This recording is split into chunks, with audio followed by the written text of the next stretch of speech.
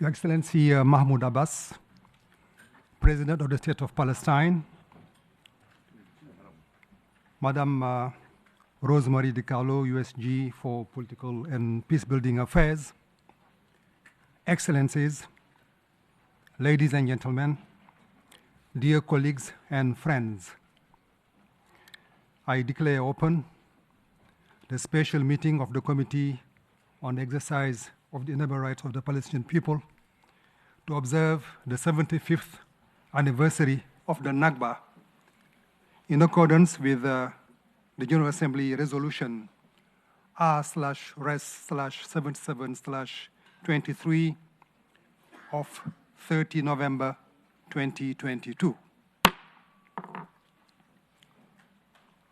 Today's meeting is an occasion to highlight that the noble goals of justice and peace, long sought by the international community, require recognizing the reality and history of the Palestinian people's plight and ensuring the fulfillment of their inalienable rights. The Nakba and the suffering of generations of Palestinians is a story rarely taught in history books, too often eluded and forgotten. Today, the resilience of Palestinians throughout their history, and particularly since 1948, must be recognized.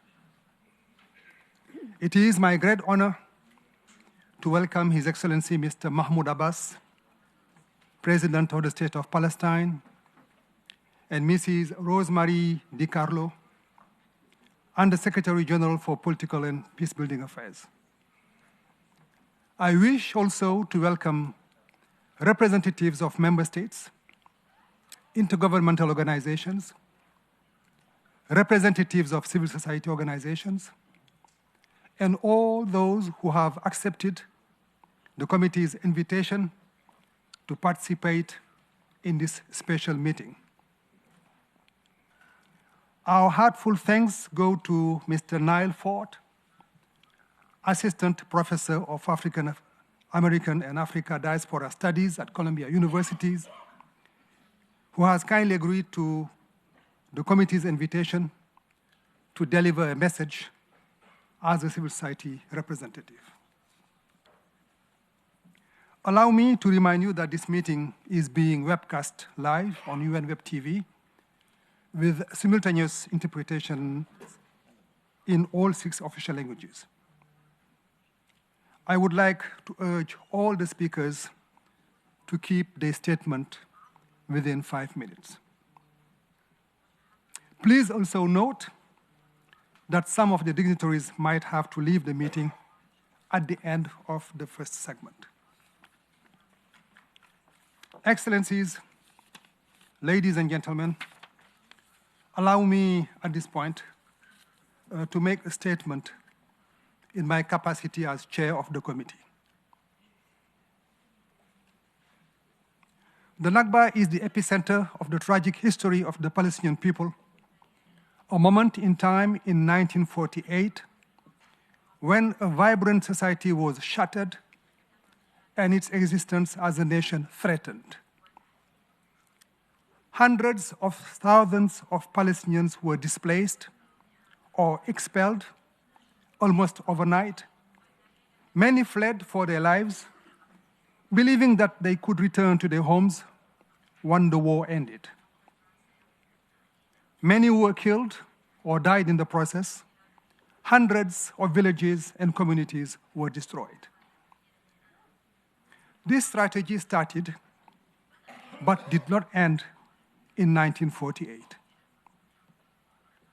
75 years since the General Assembly's decision to partition historic Palestine with the adoption of Resolution 181 Roman II, and over 55 years since Israel's occupation of the remainder of the Palestinian territory in 1967, including East Jerusalem, generations of Palestinians, including Palestine refugees, have continued to suffer violations of their basic and inalienable human rights, enduring dispossession, displacement, violence, and insecurity in what is considered an ongoing Nakba.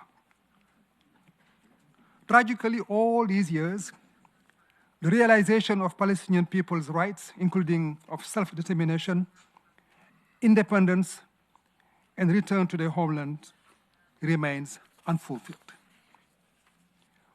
Over the years, the Palestinian people have shown incredible resilience, never giving up on their legitimate national aspirations and never losing their hope and identity. Such resilience should not absolve the international community from its obligations and responsibility to deliver justice to the Palestinian people and assist in the realization of their rights and the attainment of peace and stability for Palestinians, Israelis, and the Middle East as a whole. Dear friends, reminding the world about the Nakba and the ongoing suffering of the Palestinian people is needed more than ever. As we gather today for this historical moment, the situation is particularly dire in the occupied Palestinian territory, including East Jerusalem and Gaza.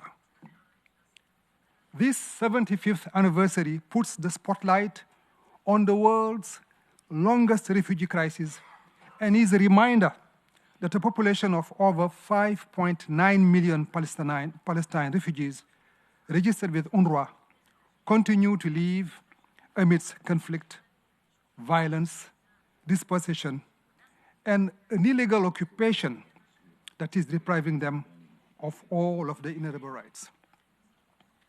They rightly aspire to, and we owe them, a just and lasting solution to their plight in accordance with international law and the relevant United Nations resolutions, including General Assembly Resolution 194 Roman 3, which affirmed the rights of the Palestine refugees to return and to just compensation.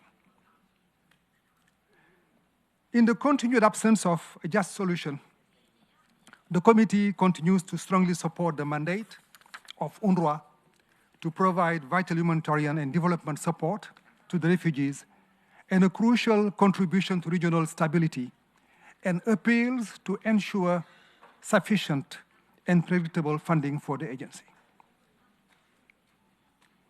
We regret that the reports of the UN Special Coordinator for the Middle East Peace Process and other prominent entities actively engaged in promoting a just and lasting peace are all pointing towards increasingly negative and worrying trends on the ground. The committee is concerned by the dangerous escalation of violence throughout the occupied Palestinian territory, including in East Jerusalem, amidst increased political tension and a peace process that has been stalled for nearly a decade. In 2022 and so far in 2023, we witnessed an increase in Israel's deadly military raids across the occupied West Bank, including East Jerusalem, as well as settler-generated violence and attacks and military assaults against Gaza, leading to the killing and injury of more Palestinian civilians, including women and children. We also condemn the ongoing escalation in Gaza and the loss of civilian lives from the recent Israeli military operation, which shattered the existing truce. The death of civilians, Palestinians and Israelis alike, is unacceptable, and we urge all parties involved to end the hostilities. Violence in whatever form only takes us further away from the international consensus to achieve a just peace in the Middle East, as outlined in international law and countless UN resolutions. Such violence is not the answer. Civilians must be protected. International law and respect for human rights comprise the path forward for sustainable peace, and Palestine is not the exception. Last year, the General Assembly voted overwhelmingly to request the International Court of Justice to render an advisory opinion regarding the prolonged violation of the right of the Palestinian people to self-determination, the legality of Israel's policies and practices in the occupied Palestinian territory, including East Jerusalem, including settlement colonizations, and its discriminatory policies and measures against the Palestinian people, which many international Palestinian and Israeli human rights organizations have deemed constitute apartheid. The committee views General Assembly's request as an important and positive step at this crucial juncture.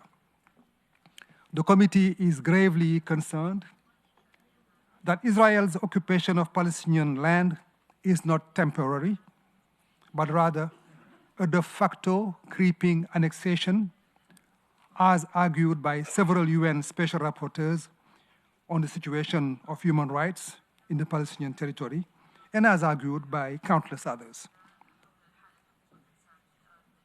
We are dismayed by the grave human rights abuses and discriminatory policies imposed by Israel against the Palestinian people. The plight of the Palestinian families facing expulsions from their homes and land in the East Jerusalem neighborhoods of Sheikh Jarrah and Silwan, in the South Hebron Hills, in Hebron, and everywhere in the occupied Palestinian territory must be heard and supported. Israel must reverse the dispossession and forcible displacement of Palestinians, as well as the transfer of its population to that occupied land in contravention to international law and grave breach of the 4 Geneva Conventions and the Rome Statute of the International Criminal Court. Excellencies, ladies and gentlemen, on this solemn occasion, let me reiterate that a just and lasting peace and the most solid foundation for regional stability will be achieved through a just solution to the question of Palestine in all its aspects. That peace will be achieved by bringing an end to the injustice of the Nakba. It will be achieved through the two-state solution, bringing an end to Israel's occupation that began in 1967, realizing the long-delayed right of the Palestinian people to self-determination and independence, and a just resolution to the plight of Palestine refugees. The committee will continue to stand in solidarity with the Palestinian people and to work tirelessly to uphold its mandate in cooperation with all international partners to make these noble goals a reality. I thank you.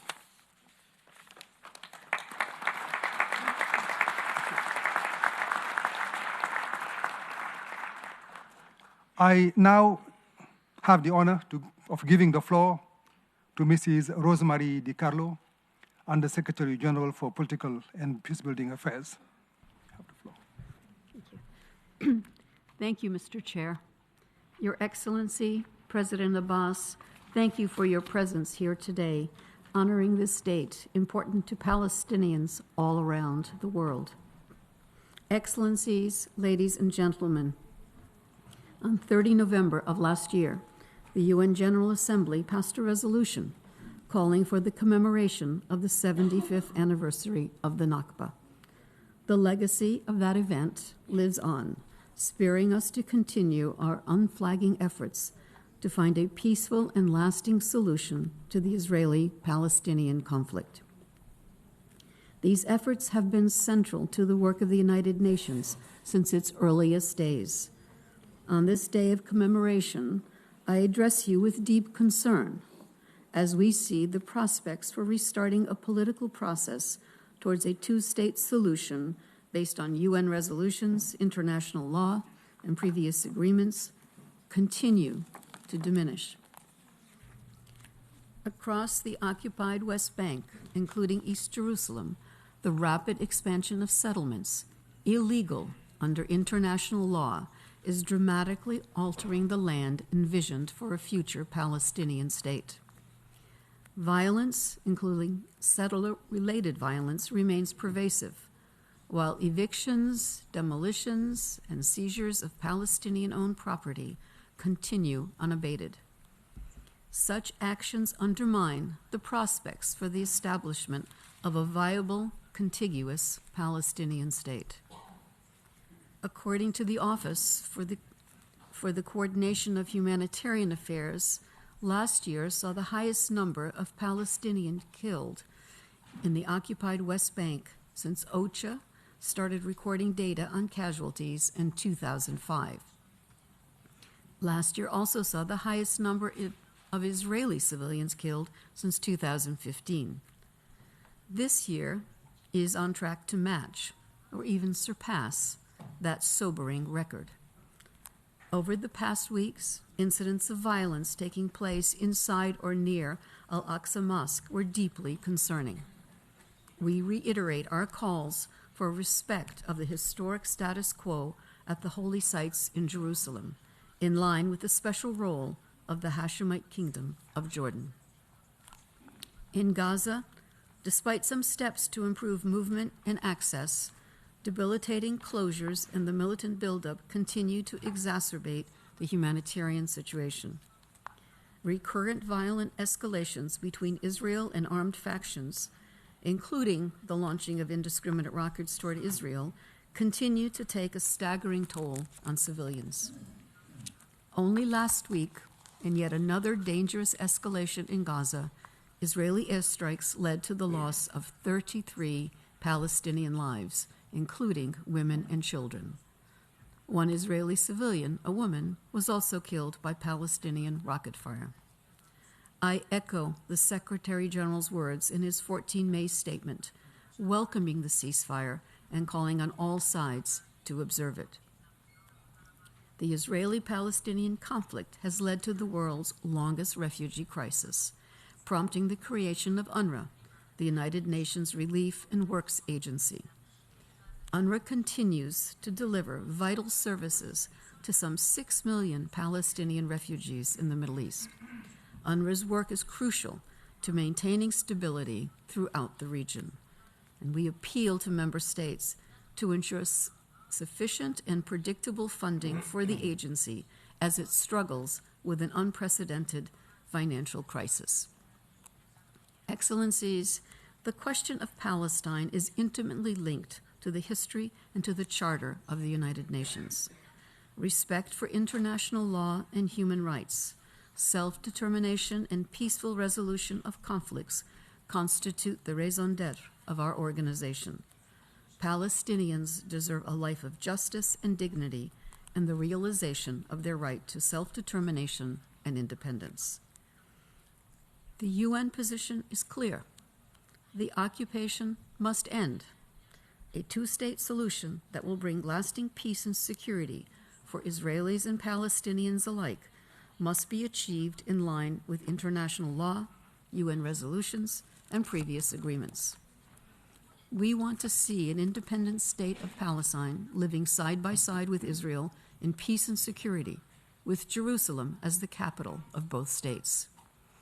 On this occasion, we reaffirm the UN commitment to supporting the Palestinian people achieve their inalienable rights and self-determination, as well as to advancing a just, comprehensive, and lasting peace in the region. Thank you.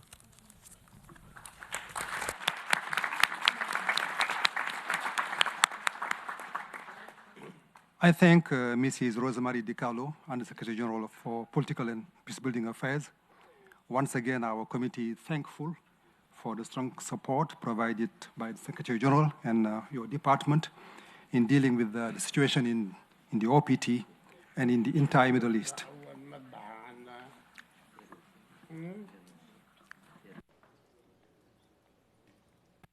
I now have the distinct honor of giving the floor to His Excellency Mr. Mahmoud Abbas, President of the State of Palestine. Mr. President, you have the floor. Thank you.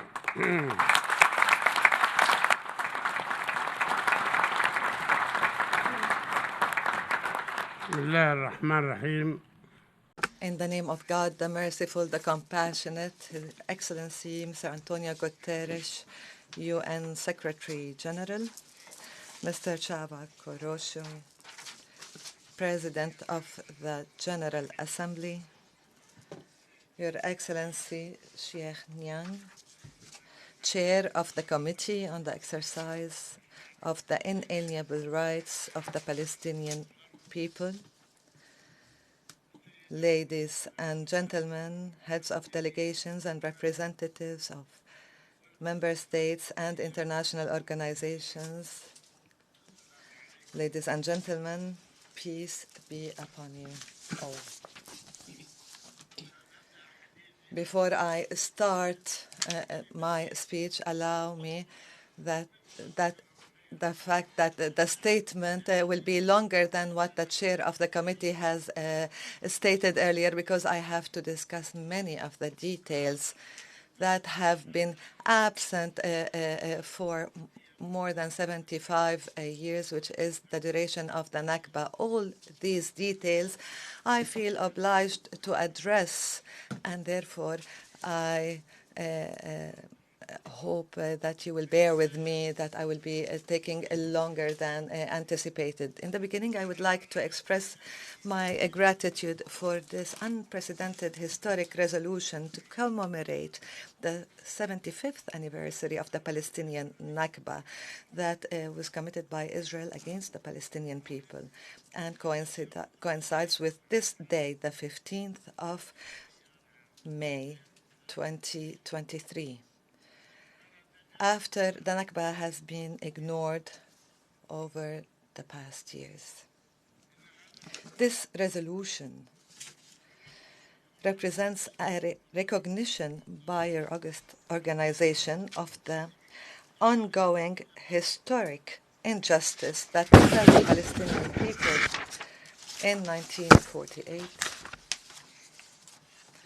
and before that date, and continues after. It did not stop in 1948.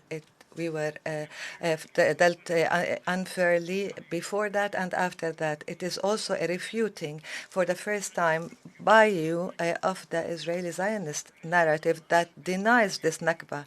I am confident and hopeful that the UN will spare no effort in order to restore the Palestinian people and their legitimate rights, and to end the results and the impact of this Nakba. First, by establishing an annual event that is declared in accordance with a UN resolution, considering the 15th of May of every year an international day to commemorate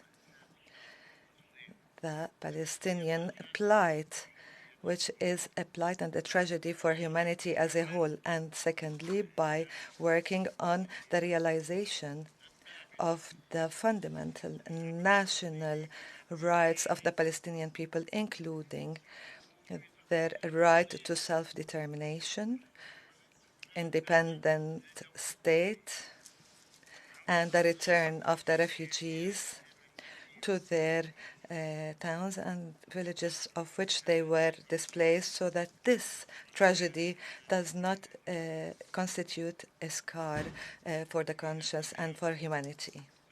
On this day, where I stand before you, our Palestinian people, in all the locations they exist, whether in Palestine or in the diaspora, as well as the friends of our people and the free people around the world in many capitals and cities, are commemorating this tragic anniversary that continues to overshadow our lives.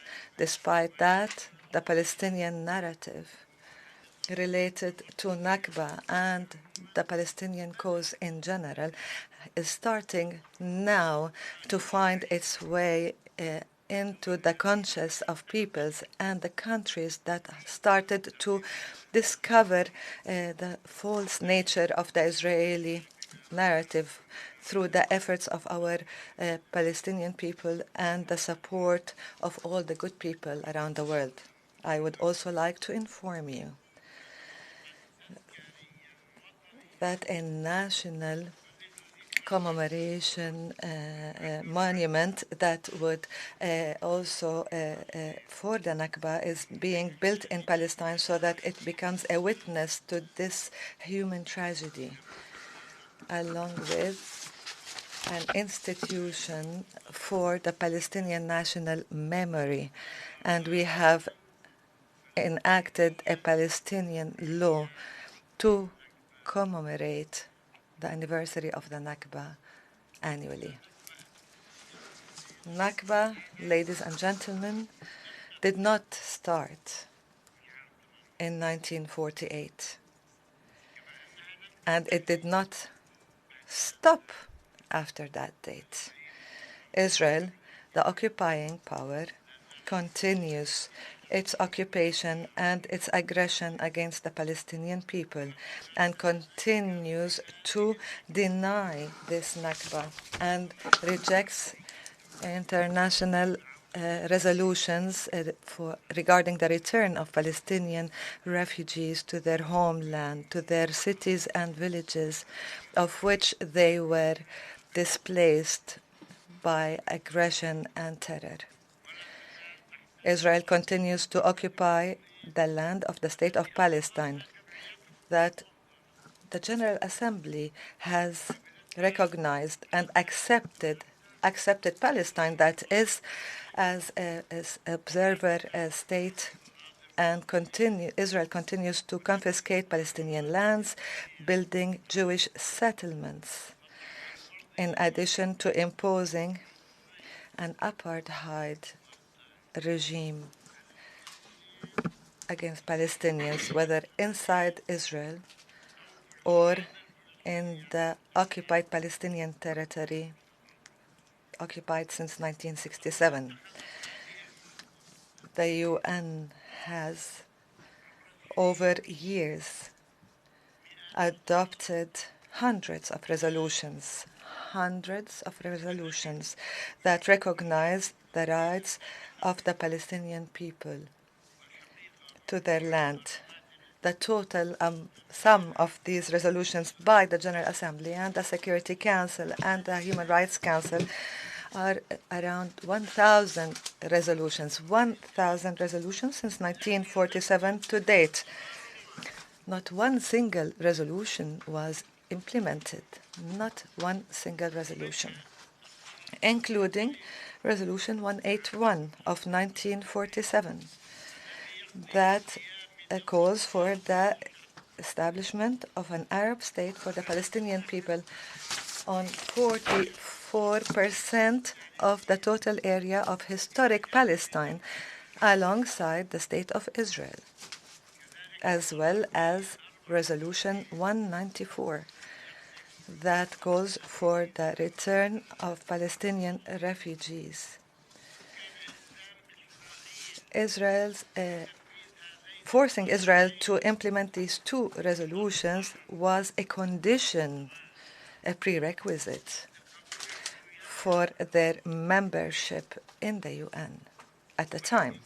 However, sadly, certain countries, we all know who we are talking about, we will mention them later,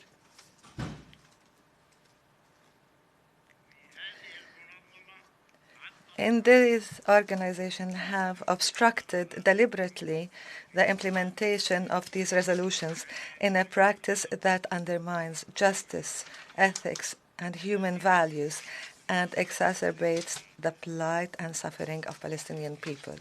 Therefore,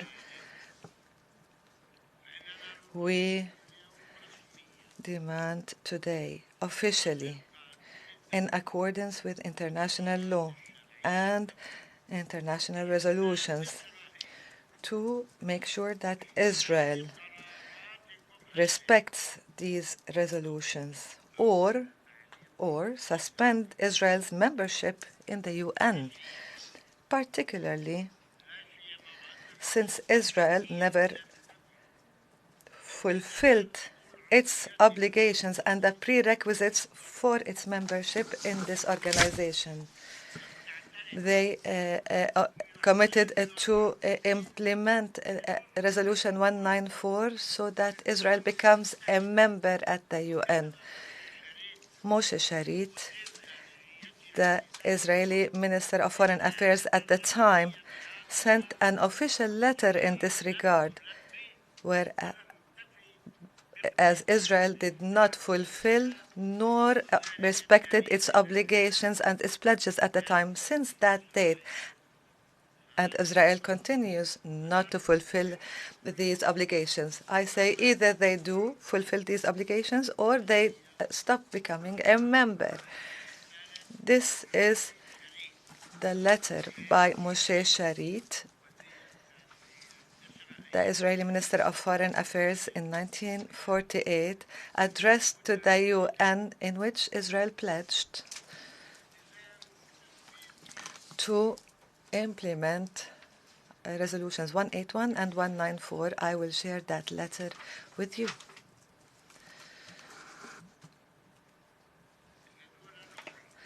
Other major powers, countries, you all know who they are, remain silent today in front of the ongoing aggressions against our people and refuses to hold Israel accountable for its aggression and its occupation of the Palestinian land and the construction of settlements on this land, destroying the two-state solution and violating the legal and historic status quo in Al-Haram al-Sharif.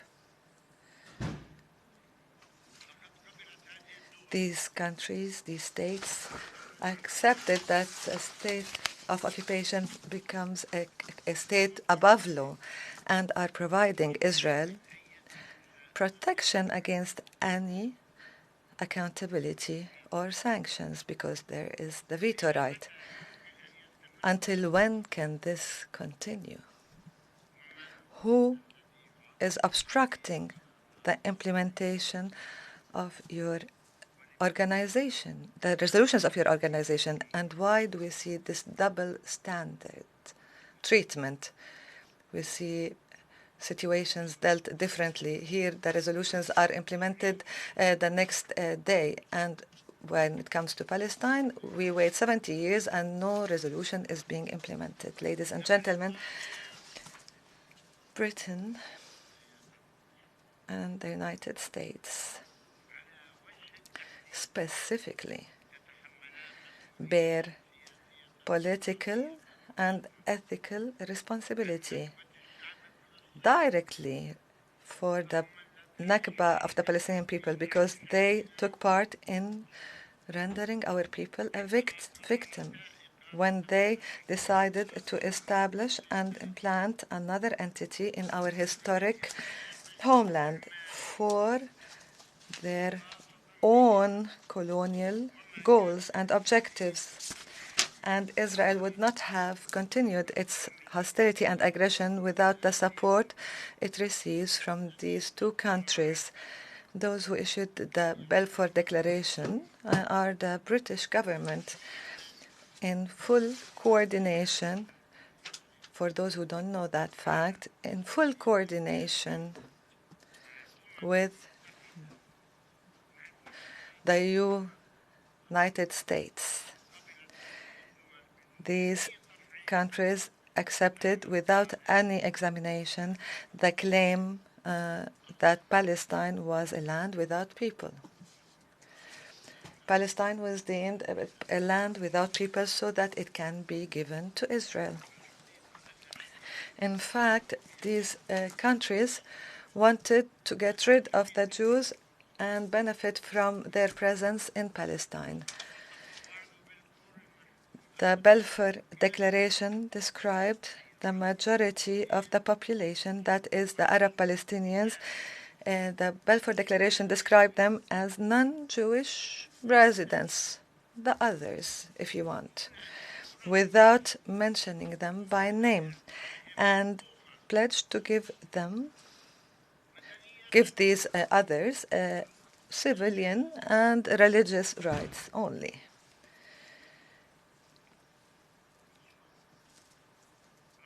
Despite the fact that they constituted at the time 96% of the total population in Palestine. They described them as non-Jewish population or residents, granting them civil and religious rights only. And I wonder here, where is the logic and the justice in this pledge, in this promise, and what is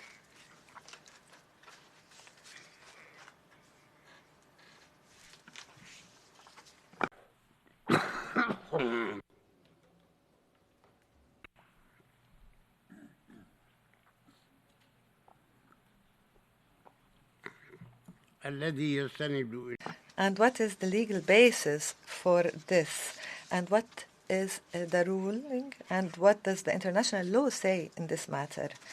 In fact, it is a promise of those who do not own to those who do not deserve.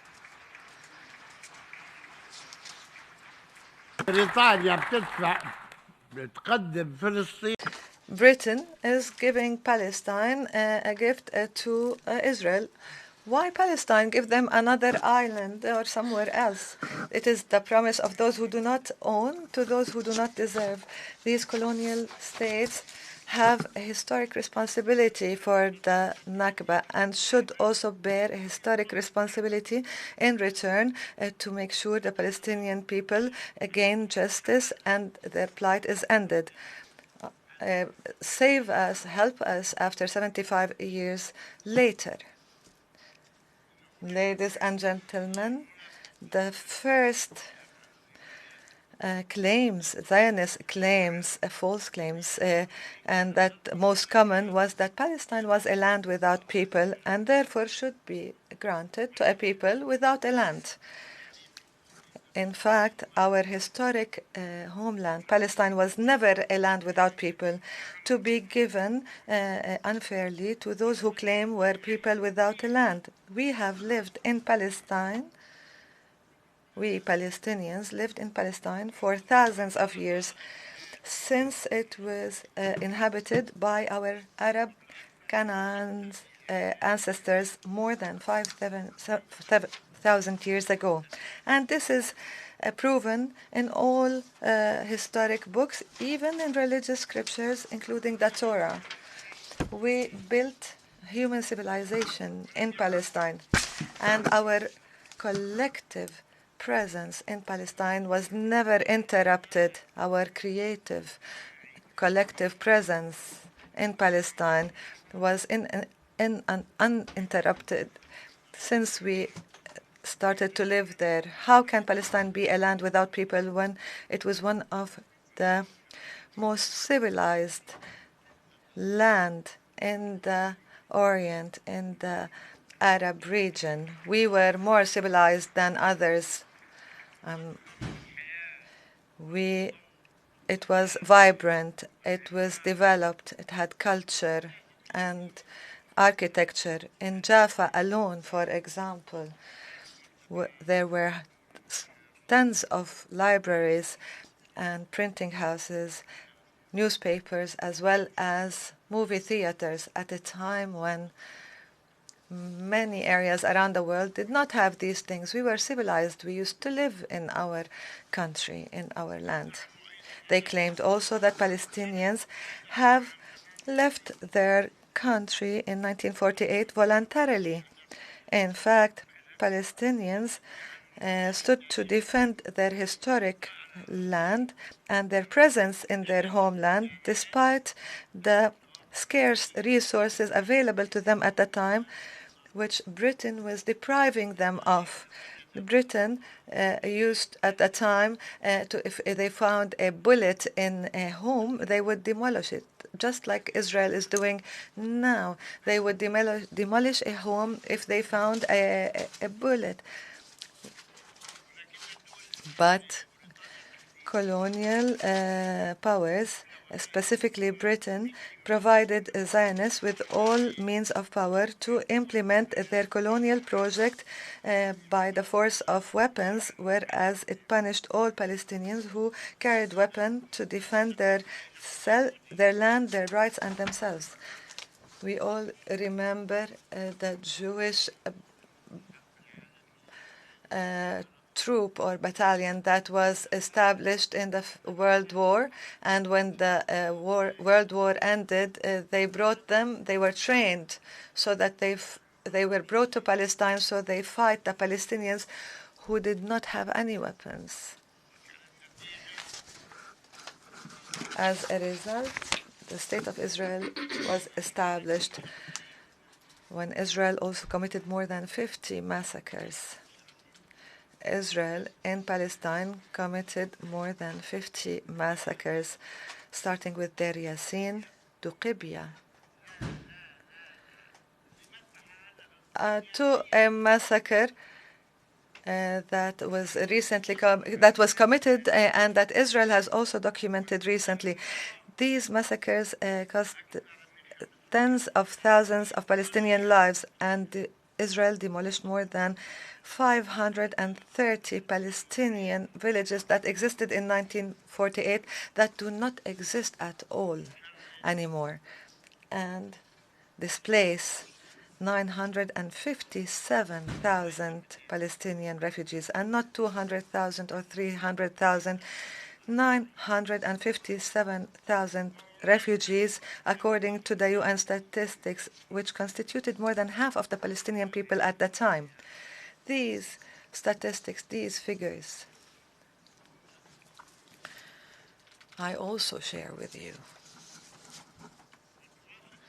Israel continues to repeat these false claims despite all secret documents that were released, Zionist documents that recognize and admit that Palestinians remained resilient and fought against forced displacement. Among all the most recent testimonies was a film on Tantura. Tantura is a village near Haifa. This film was released recently. The script was prepared by an Israeli person, and the film was directed by an Israeli director, and those who acted in that film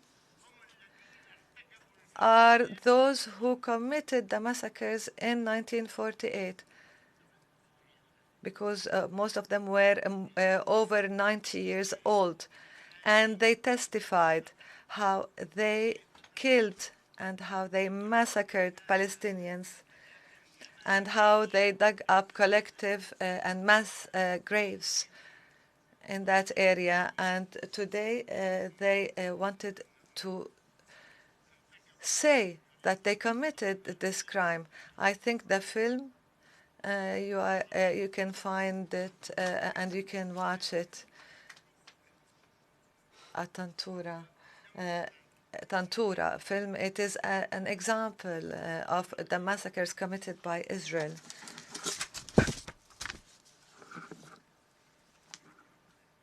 In Palestine, Israel continues to repeat these false claims despite all the testimonies and the secret documents that were released, and you can find Tantura, the movie, it's available to you.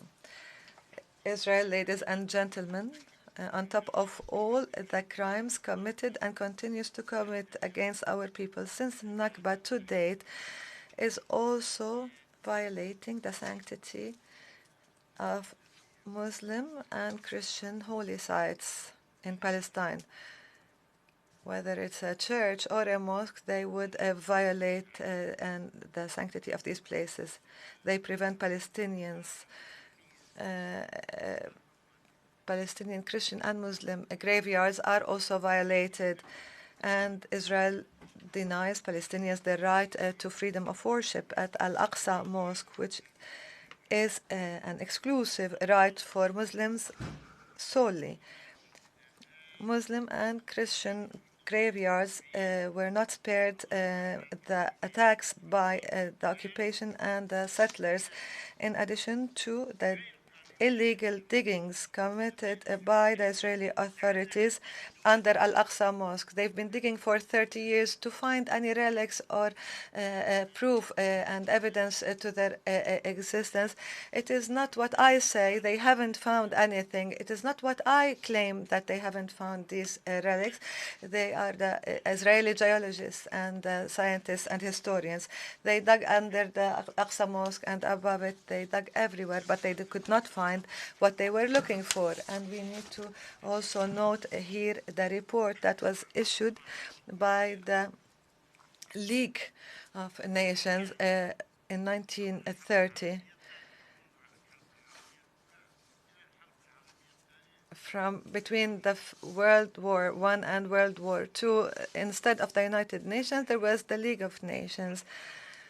At that time, the League of Nations in 1930, there was a revolution called Al-Buraq Revolution. The League of Nations sent an investigation committee represented of members from different countries and contacted many Jewish and Muslim clerics and got and issued a report at the time. In that report, according to all the witnesses who were interviewed by the committee, including Jewish rabbis, said that the ownership of Al-Buraq Wall and Al-Haram al-Sharif belong exclusively to the Muslim endowment entity. And you can see here the report by the League of Nations.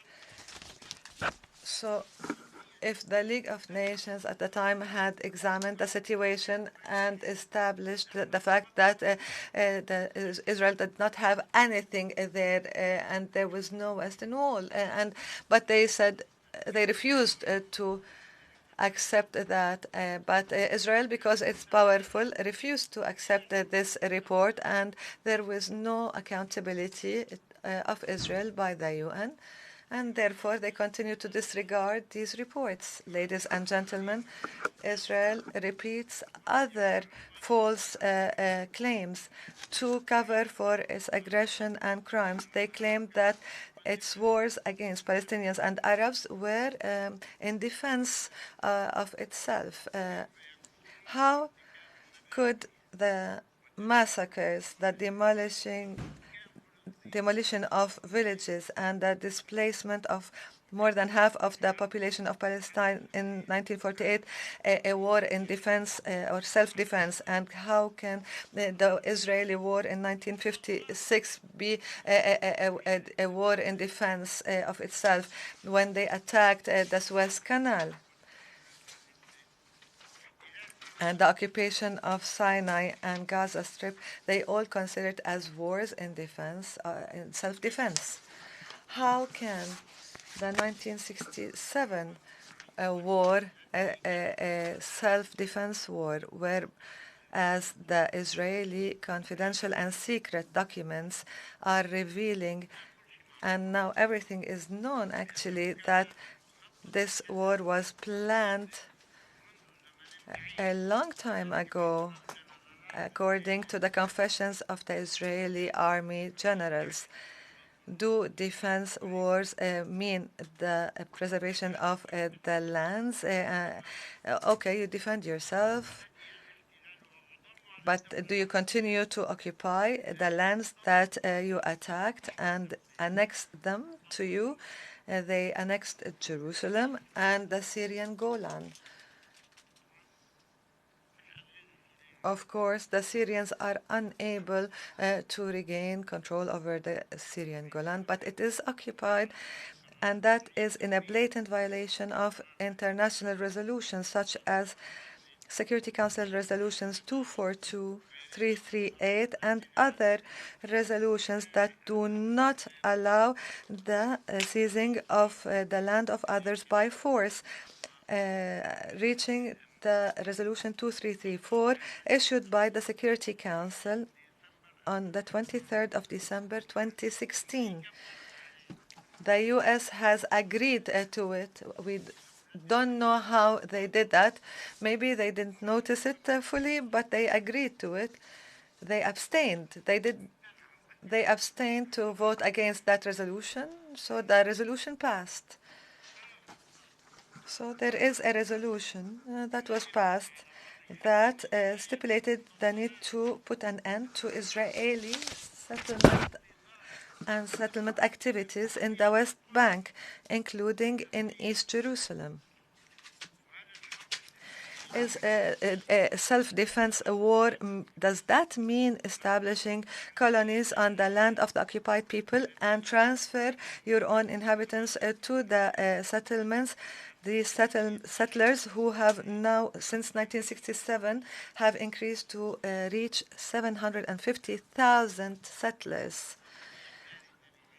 You know, the Third Geneva Convention, it prohibits an occupying power to transfer its inhabitants to the occupied land or to expel the original residents of the land outside it.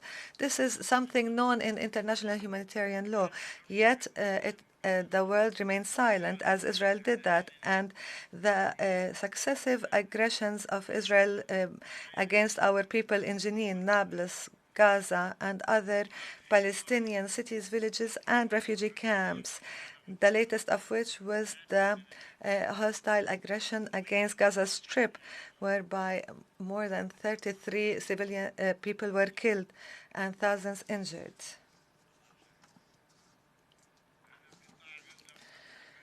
Killings, therefore, civilians, including children and women. Are these wars in self-defense?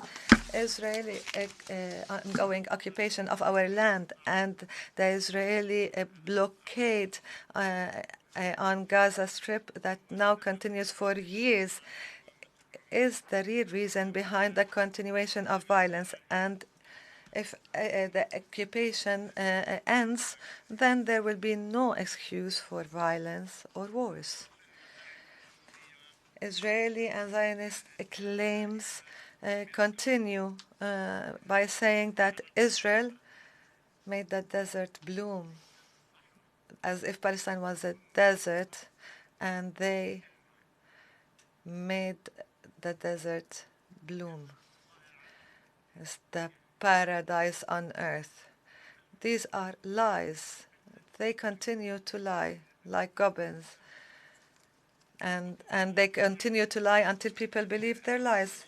And they continue, therefore, their false claims by saying that Israel made the desert bloom. Palestine was never a desert, so that the Zionists come and make it bloom.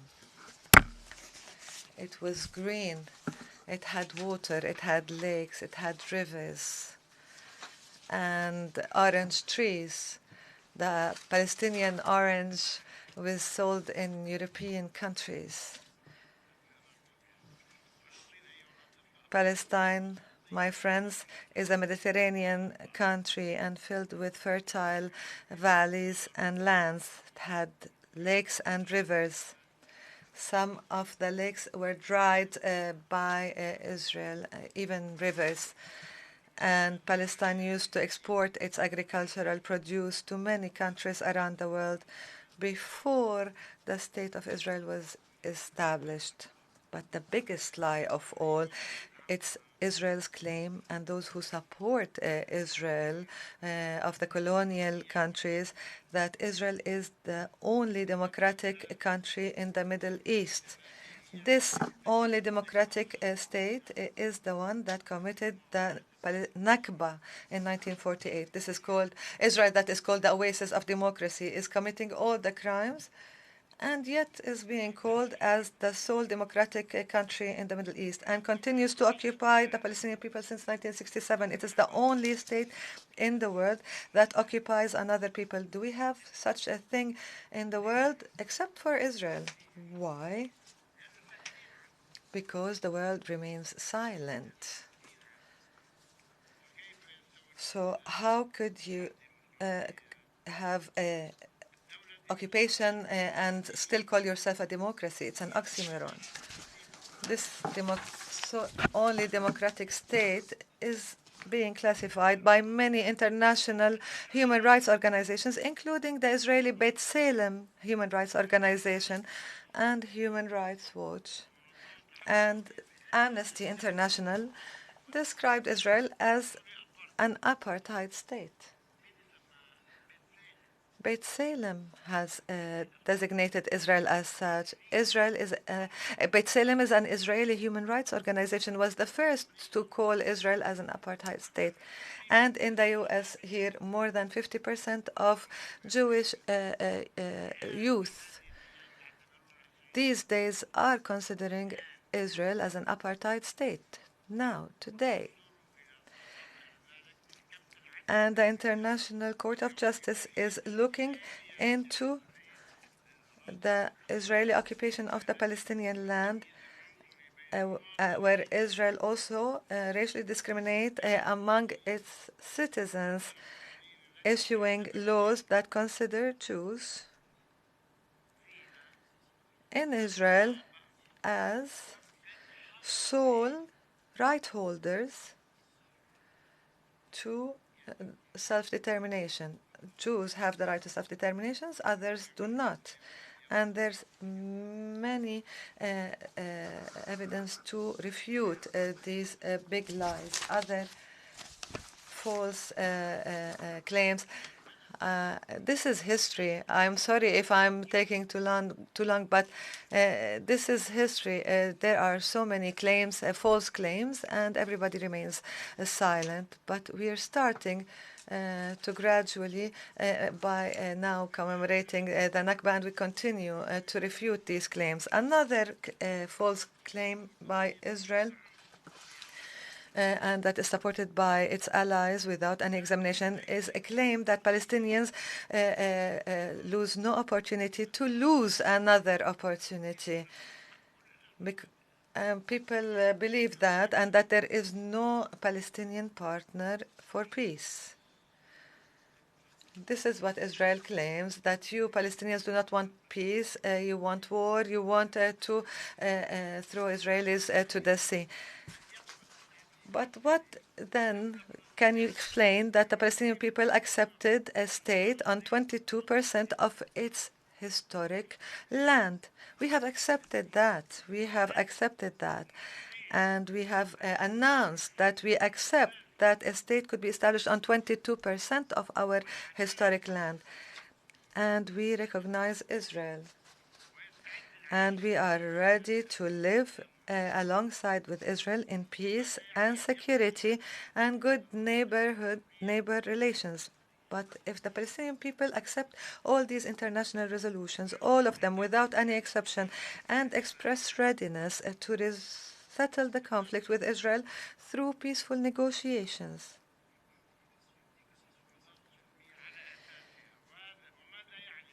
therefore, how do you understand the Palestinians' acceptance of the Arab Peace Initiative that has become and was endorsed by the Security Council and part of the UN Resolution 1515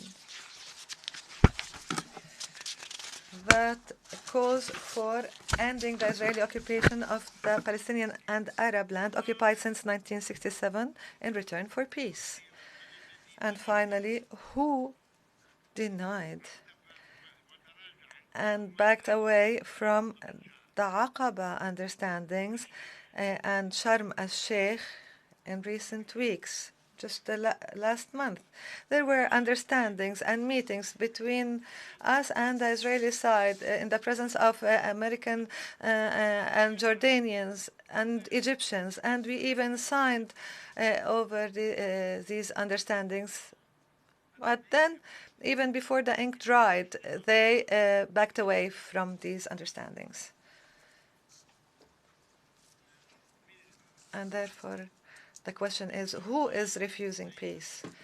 And then they say, where are the Palestinian partners? No, we turn this question and ask, where are the Israeli partners to peace?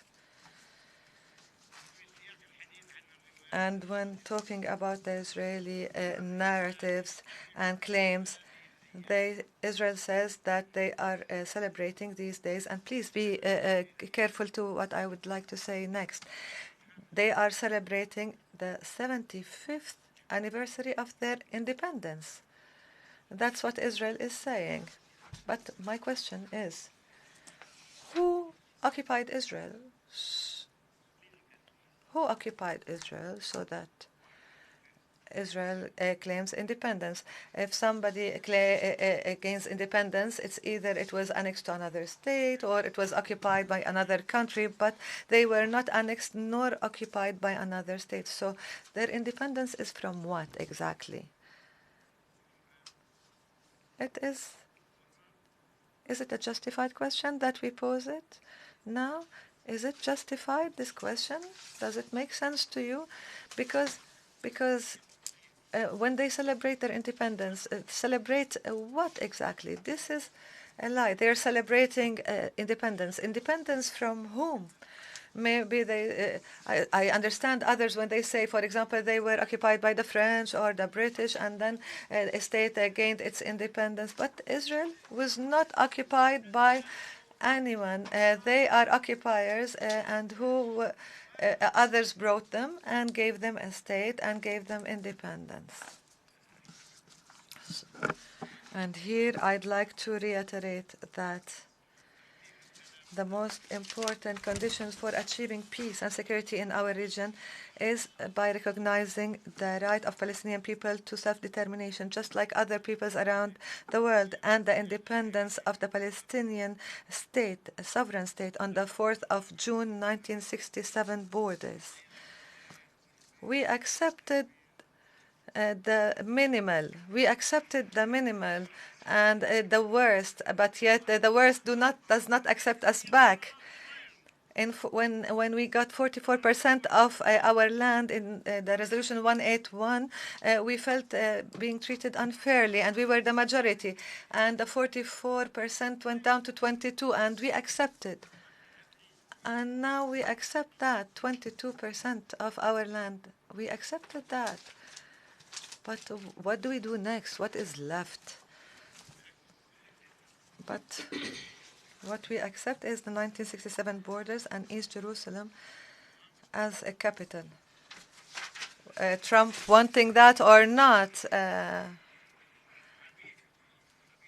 I like Trump, but I boycotted Trump for 4 years.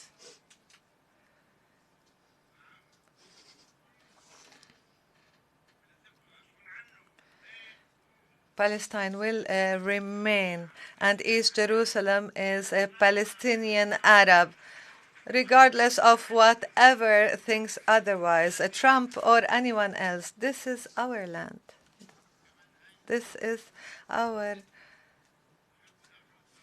city. We will not give it up. We will not surrender East Jerusalem. We start as freedom fighters and end up as traitors. We will never do that. We will not give up East Jerusalem, whether or not Trump accepts that. And the resolution of the question of Palestinian refugees. I am a Palestinian refugee myself. I want to go back to my town. I will not accept to live anywhere else, whether New York or Paris. Isn't it that way? My dear Rabbi, I want Safad. This is my homeland. This is my hometown. I want Safad. And there is a resolution 194, and Sharit at that time pledged that they will not become members at the UN without first implementing these two resolutions. Where's the international legitimacy in all of this? Why isn't it being respected? Why international resolutions are not being respected? Why we have a resolution that is implemented the next day, whereas 1,000 resolutions in terms of the Palestinian question are not implemented?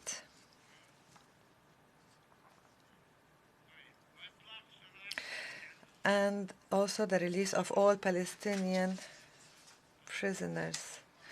They round up people, they put them in prison. We have a 6-year-old child that became a prisoner. This happens in Israel. A 6-year-old boy becomes a prisoner. A pregnant woman is taken to prison. How can the world remain silent in front of such practices by such a state? Those powerful, the major powers who believe in democracy and human rights, how can they remain silent in front of all of that? And peace and security cannot be achieved without these conditions. We are not against Jews. We cannot be against Jews because Jews are one of the, or Judaism is one of the 3 monotheistic religions, and I'm a believer. I believe in Judaism, but I'm against those who occupy my land, regardless of their religion, Christians, Muslims, or Jews. If they occupy my land, I will be against them. We're not against Jews nor Judaism. We're against those who occupy our land and usurp our rights, regardless of their religion or belief.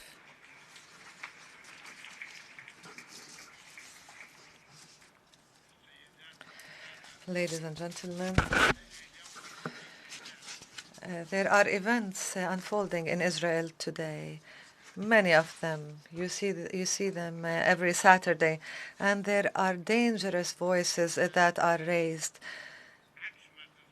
But against what you hear, that they are seeking justice and democracy, they are denying the presence of the Palestinian people completely.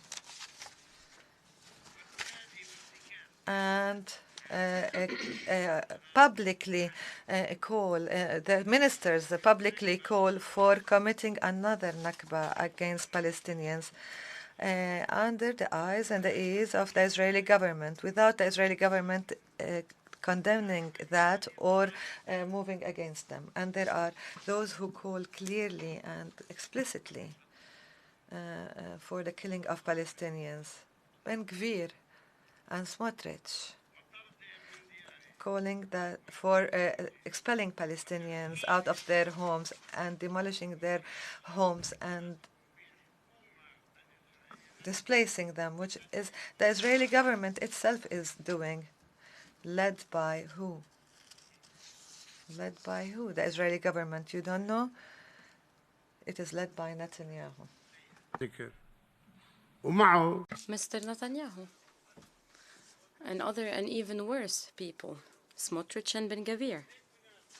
This is what they're calling for. Some people are calling for massacring Palestinians, and this is what happened in Hawara. When things happened in Hawara, Ben-Gvir said, "Why didn't you massacre them?"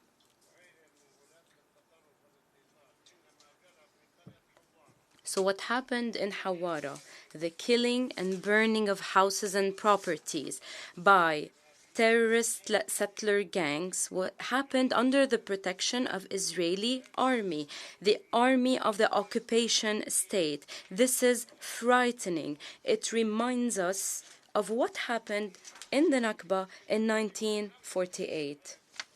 This is very dangerous. We cannot sit in silence.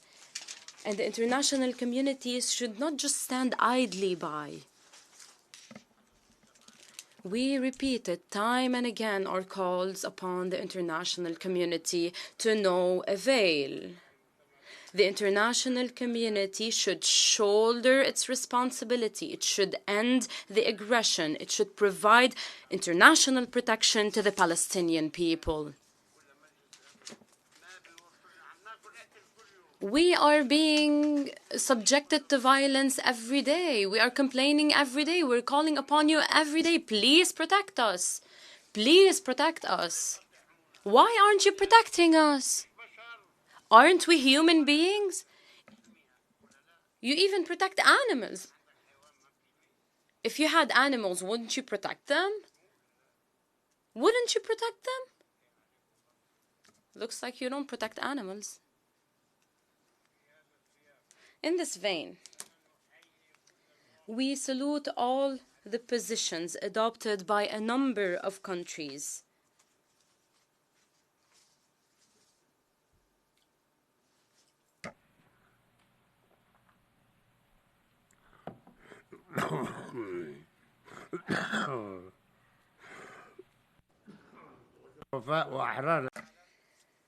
Positions adopted by freedom lovers and peace-loving countries that condemn the Israeli crimes in Hawara.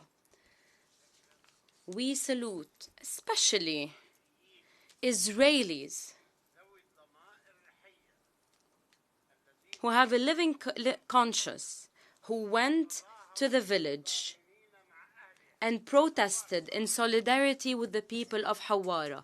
They went to Hawara and they protested. They provided assistance. They protested against all the killing and burning and destruction. They were then oppressed and attacked by extremist settlers and the forces of the Israeli army.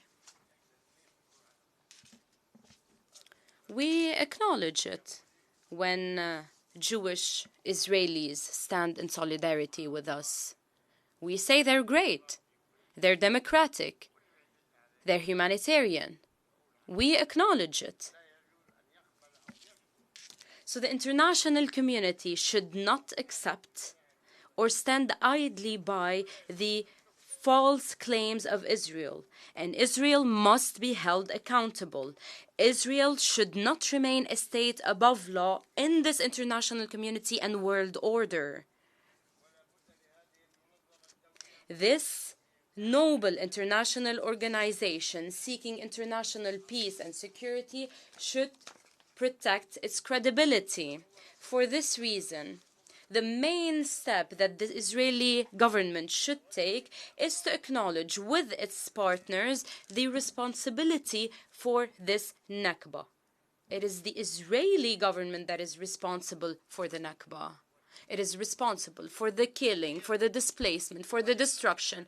The Israeli government is responsible and should provide compensation. It should apologize.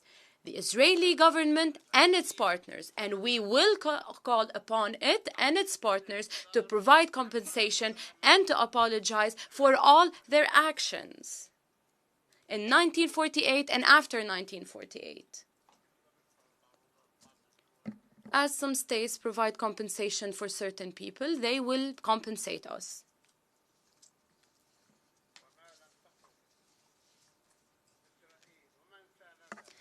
Unless Israel and its supporters, as well as all the international community, do so, the root causes of the conflict will remain, and we will continue to call for our rights upon you and in everywhere, including in international courts, especially the International Criminal Court.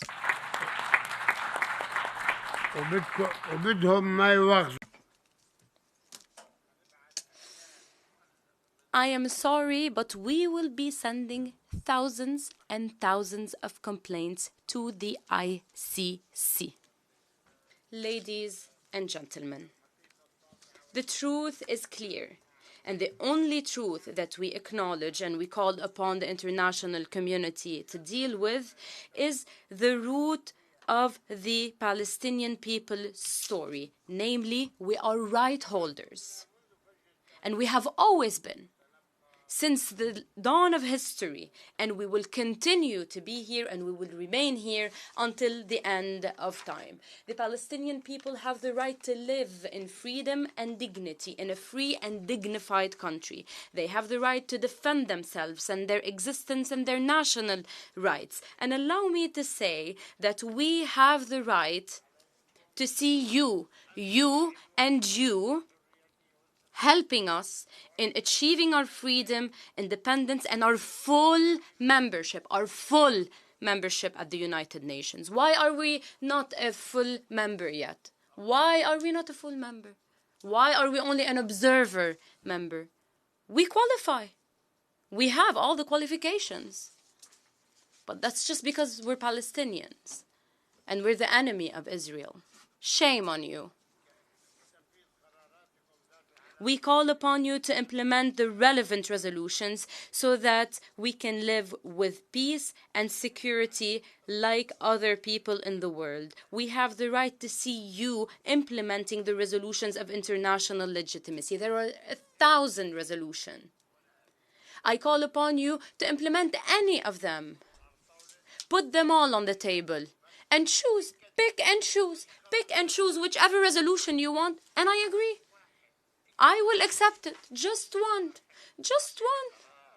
Just please implement one single resolution. Provide us with international protection. We are being attacked every single day and no one is protecting us. Our people stand united today to commemorate the Nakba. And I would like to reassure everyone that we will remain nationally united in every way, no matter the challenges, as part of the PLO, which is the only legitimate representative of the Palestinian people, and we will continue to commit to the resolutions of international legitimacy, even though it does not really implement it when it comes to Palestine. We keep on calling for the implementation of the resolutions of international legitimacy. But no one actually sees this. No one actually appreciates this.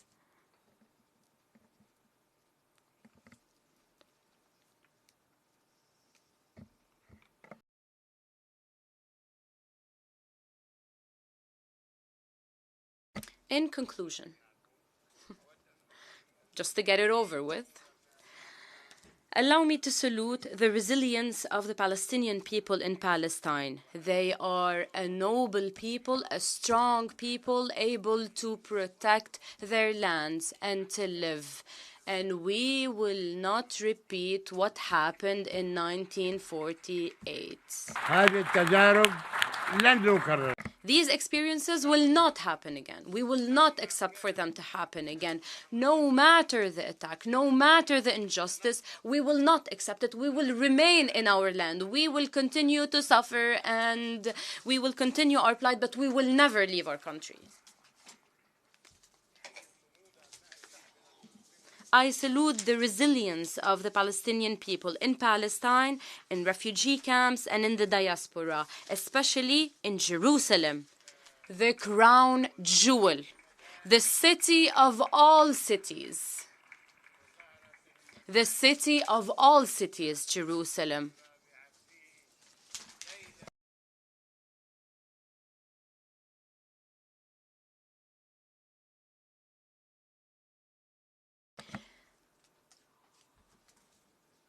Al-Aqsa Mosque was blessed. So we salute the fact that they stayed in their country. I salute with pride our martyrs, our prisoners, and the injured. Their courage. I salute their courage, and we will never leave them behind, no matter the challenges. We will never let go of our martyrs. We will take out our own blood and give it to them, to our prisoners. And I tell them all that the Nakba memory will remain It will continue to motivate our people to end the occupation. We only want to end the occupation. That's all we want, to achieve freedom and independence. Once again, I reaffirm that the occupation will end. The Palestinian right will prevail sooner or later. Sooner or later, it will prevail, so that peace can prevail in our region and in the world. Thank you. May the peace, mercy, and blessings of God be upon you.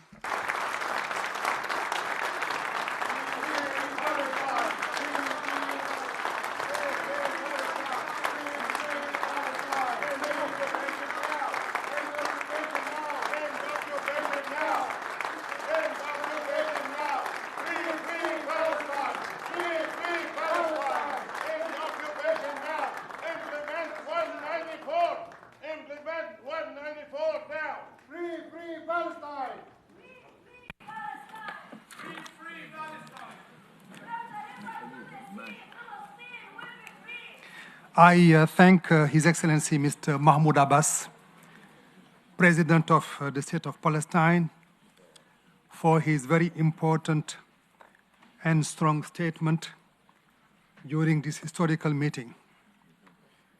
Your presence here today embodies the steadfastness of every Palestinian in the quest for the realization of the inalienable rights.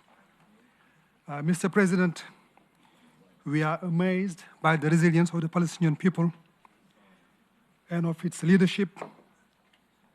That resilience, that steadfastness, the courage, the dignity is an inspiration to all of us, particularly for the committee, to remain committed to pursuing our efforts for the attainment of the inalienable rights of the Palestinian people.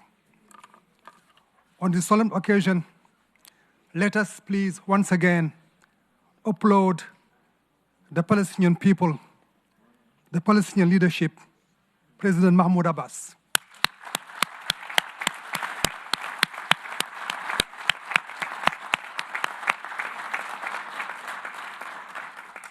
We are now going to conclude the first part of our meeting. I would like to thank the Under Secretary General for Political and Peacebuilding Affairs and His Excellency, the President of the State of Palestine, for their contribution to this important meeting. We will now have a short technical break.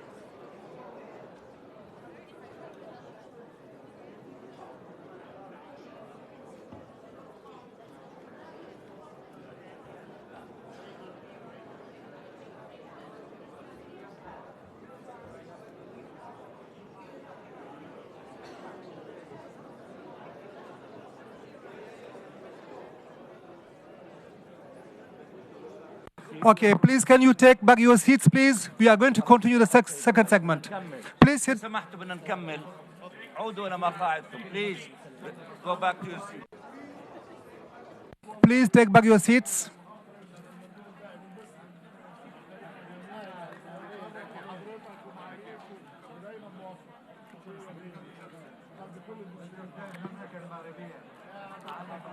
Please take your seats.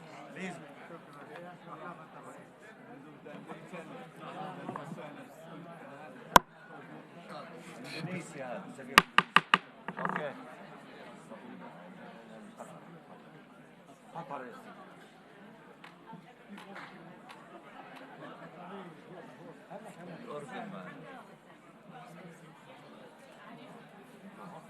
شيخ عالية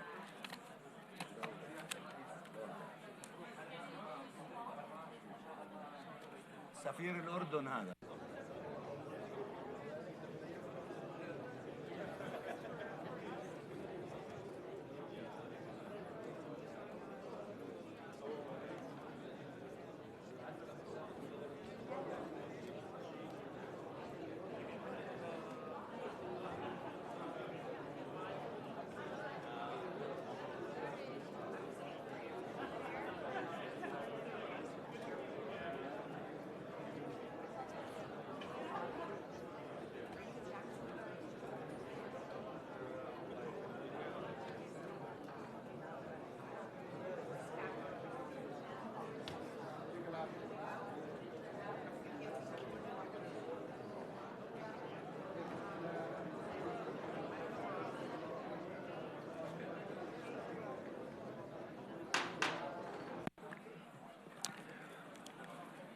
We are now going to move to the second part of the meeting.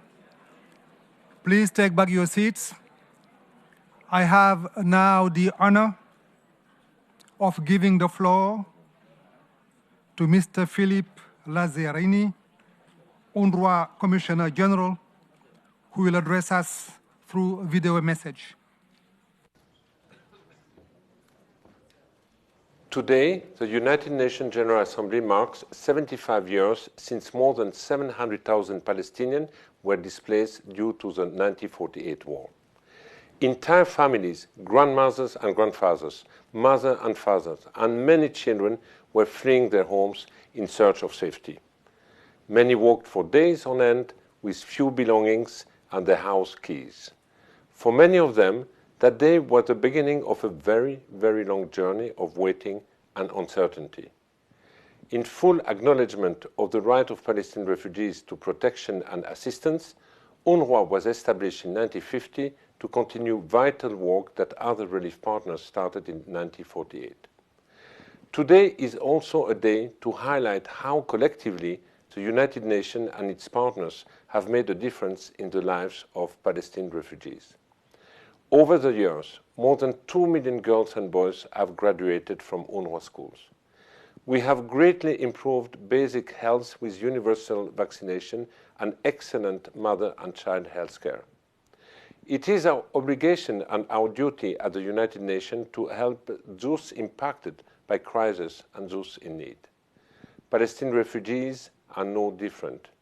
We have to continue to support them until a just solution is finally found to the plight. In addition to direct assistance, UNRWA is a custodian of records and memories for Palestinian refugees. We use an application that gives refugees access to the records online, and anyone can see photos of this work over the years in the historic UNRWA film and photo archive. The plight of Palestinian refugees remains the longest unresolved refugee crisis in the world. More than ever, they require our collective solidarity. However, the serious financial crisis that UNRWA has been facing for more than a decade risks undoing progress made in human development for millions of Palestinian refugees. As my colleague and I pursue all avenues to put the agency on a sustainable financial footing, let me reiterate that UNRWA is not the solution. There simply is no alternative to a political solution for all. Until such a day, there is no alternative to UNRWA.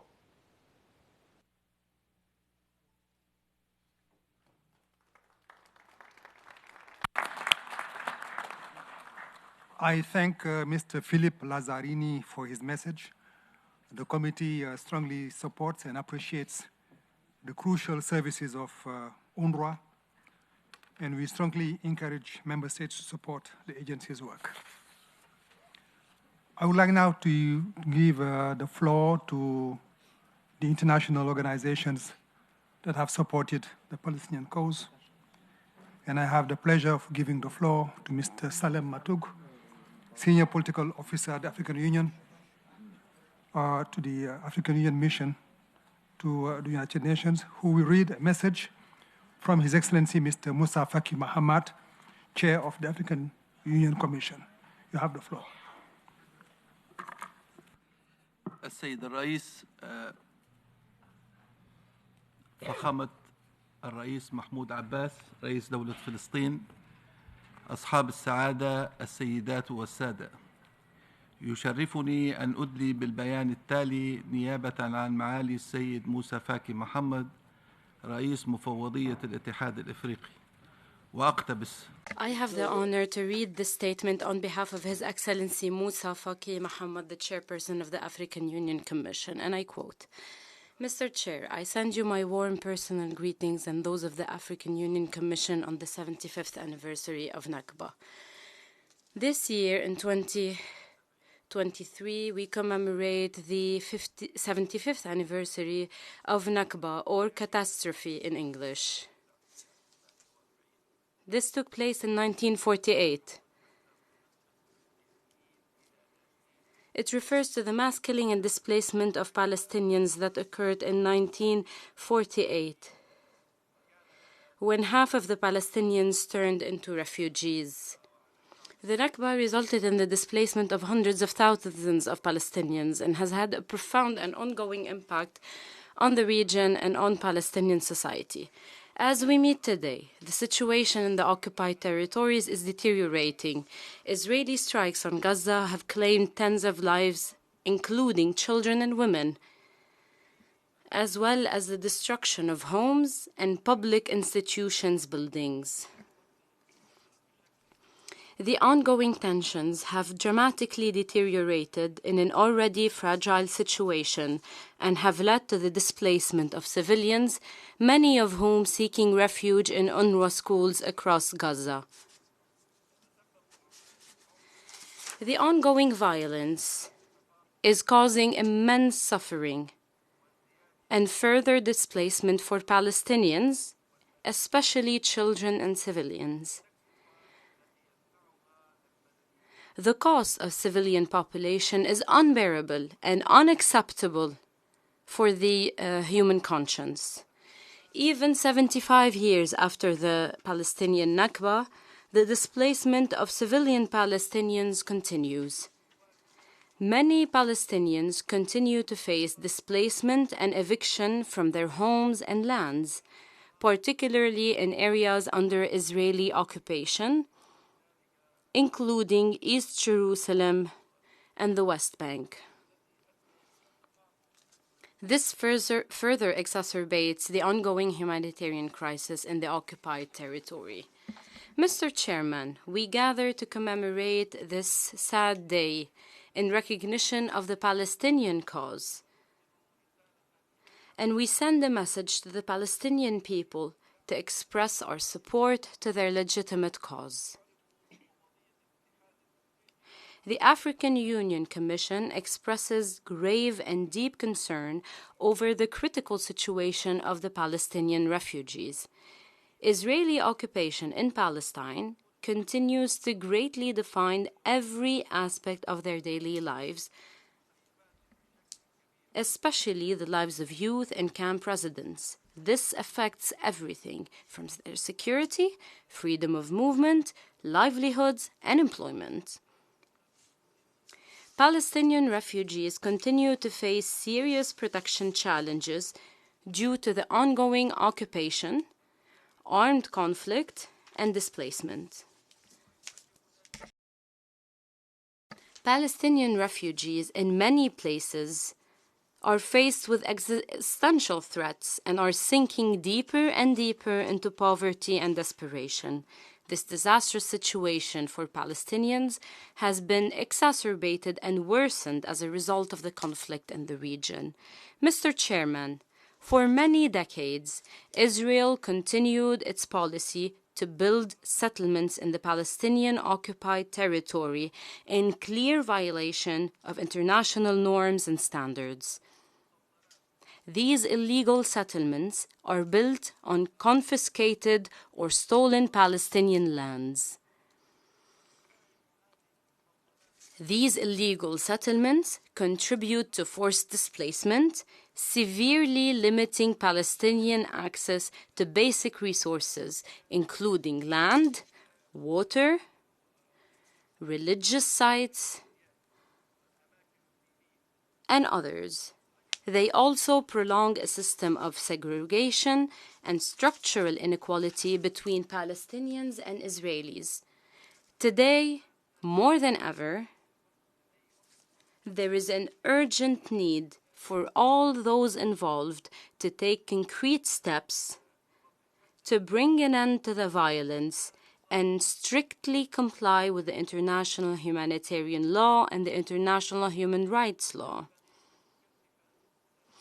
We should promote our efforts to find a just and lasting solution to the conflict based on the two-state solution, Israel and Palestine living side by side in peace,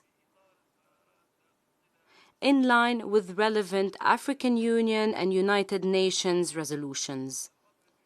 The current situation calls for taking urgent measures to end the Israeli occupation of the Palestinian land.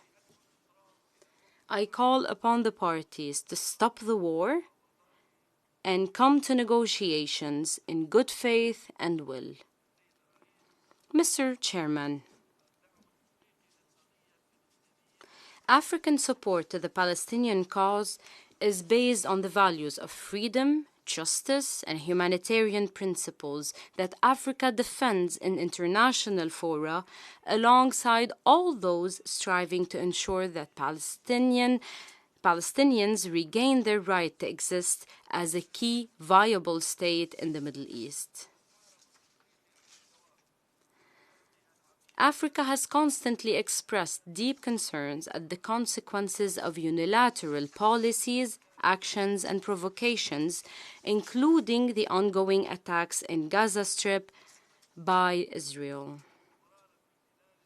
The continuation of the Israeli occupation and its persistence with settlement activities, arrests and detention of civilians, extrajudicial killings of youth and children, the blockade of Gaza, home demolitions, repeated attacks by Israeli settlers against the Palestinian people and their properties, and provocations and incitement against the holy places, all that goes against the principles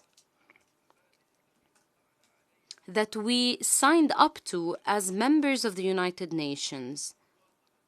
And we therefore have to make every effort to find a lasting solution for the conflict. The African Union Commission continues to call upon the international community to shoulder its responsibilities regarding the question of Palestine and implement all relevant UN resolutions which have been adopted since 1948 to compel Israel to comply with the international law. Mr. Chairman, in conclusion, we call upon all stakeholders to commit to relaunching the peace process in the Middle East in order to find a just and lasting solution to the conflict that would establish a sovereign Palestinian viable state with East Jerusalem as a capital in accordance with the relevant UN resolutions. End of quote. Thank you for your kind attention.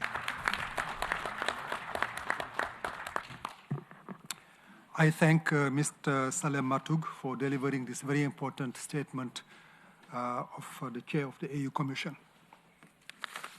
I now give the floor to His Excellency Mr. Suleiman Al-Anbar, Permanent Observer for the Cooperation Council for the Arab states of the Gulf of the United Nations. Excellency, you have the floor. Thank you. Bismillah ar-Rahman ar-Rahim. In the name of God, the Merciful, the Compassionate, Your Excellency Mahmoud Abbas, President of the State of Palestine, Your Excellency, Chairman of the Committee on the Exercise of the Inalienable Rights of the Palestinian People, Excellencies, ladies and gentlemen, may the peace, mercy, and blessings of God be upon you. I deliver the statement on behalf of His Excellency Mohammed bin the permanent representative, and I would like to welcome the President of Palestine. 75 years following the Palestinian Nakba and the forced displacement by Israel of Palestinians in 1948, the denial of their basic inalienable rights, the suffering of the Palestinian people continues until today, because the Israeli occupation continues to occupy their land. They continue to commit horrendous crimes against them. They continue to promote their settlement activities by destroying their homes and displacing them. They are subjecting them to the worst kind of economic blockade. We consider all these Israeli activities an extension of the Palestinian Nakba, which is the longest colonization issue until today. This is a sad moment in the history of the Middle East and the world. It is a cause of desperation and anger for Arab Palestinians. This is a hotspot of conflict in the region. However, we believe that talking about this cause is not just an occasion to commemorate it, but also an opportunity to recall all the positions of the GCC against the illegitimate positions of Israel, which is violating the Charter of the United Nations. We support the inalienable rights of the Palestinian people, which are not subject to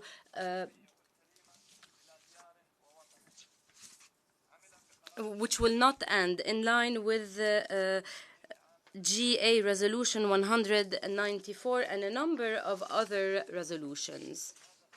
In this vein, we stress the need for the international community and regional and international actors to make every effort to work seriously and effectively to immediately end the Israeli provocations, which are repeated every day on Palestinian territories, especially recently, including the indiscriminate and violent killings of civilians, such as children and women, as well as spreading fear. These are all dangerous violations of international law and the principles of international law, as well as the Fourth Geneva Convention. They only exacerbate the current desperation.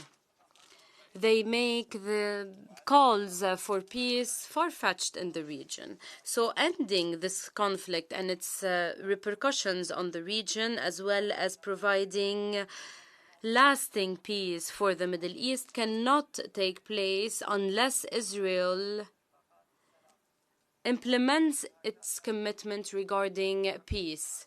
Its violations prolong the suffering of the Palestinian people. Israel should therefore reconsider its policies and implement the rights of the Palestinian people in line with the resolutions of international legitimacy. These efforts require international work to hold Israel accountable, to move forward with the political process, to save the two-state solution and achieve a historic solution. In conclusion, we hope that the commemoration of the 75th anniversary will reaffirm the principles for solving the Palestinian question, including the Arab Peace Initiative based on relevant UN resolutions. This is the only way to achieve freedom, justice, dignity, and equality for the Palestinians to ensure they return home and establish an independent, internationally recognized state on the lines of June 4, 1967, with East Jerusalem as a capital. This also should ensure peaceful coexistence, peace and security for all the people in the region. Thank you. Thank you, Excellency, for sharing the strong message of support of the Cooperation Council for the Arab States of the Gulf. I have now the pleasure to give the floor to His Excellency Mr. Gerardo Penalver Portal of Cuba to read out a message on behalf of the G77 plus China. Excellency, you have the floor. Thank you, Mr. Chair. Your Excellency Mahmoud Abbas, Cuba has the honor to deliver this statement on behalf of the Group of 77 and China. At the outset, the Group of 77 and China would like to thank the Committee on the Exercise of the Inalienable Rights of the Palestinian People for organizing this important meeting. This year, 2023, marks the 75th anniversary of the Palestinian Nakba, when in 1948 hundreds of thousands of Palestinians were forcibly displaced from their homes and lands. Mr. Chair, the group remains deeply concerned about the further decline of the social and economic conditions of the Palestinian people as a result of illegal Israeli practices, which include, but are not limited to, the continuing colonization of Palestinian land by Israel as an occupying power, an engraved breach of international humanitarian law.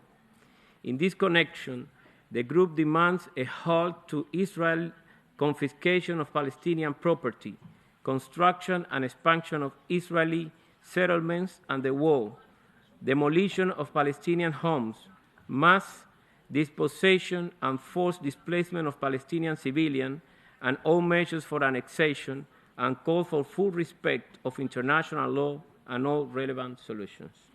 Mr. Chair, the group is greatly concerned that the Palestinian people continue to face several severe restrictions on planning, building, and access to natural resources in this area, and any investment or economic activity requires Israeli occupation issue permits, a permit that is nearly impossible for the Palestinian people to obtain, since nearly 99% of Palestinian building permit applications have been rejected over the years, making it extremely challenging for them to build and develop their communities in their own land. In Gaza, the illegal Israeli blockade and repeated military aggressions have made development goals ever more elusive. As the Secretary General report stated, the Gaza blockade and closures limit Palestinian access to materials and technologies that could promote the efficient use of energy, water, and other natural resources.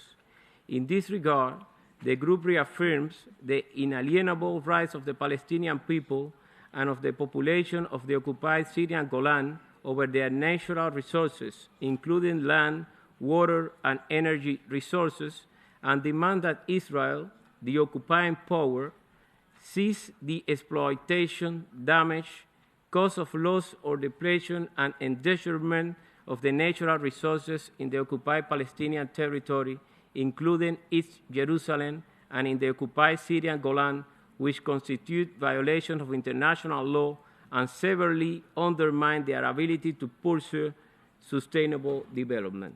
Mr. Chair, at the end, the group reiterates its call on the international community to shoulder its responsibilities to provide international protection to the Palestinian people, in accordance with international law and the relevant UN resolution, and to exert pressure on Israel to cease its repeated attacks on innocent civilians and infrastructure. We also emphasize the need for urgent mobilization and the deployment of multilateral efforts to advance the realization of a political horizon and preserve the prospect of achieving a just and lasting solution for the people of Palestine.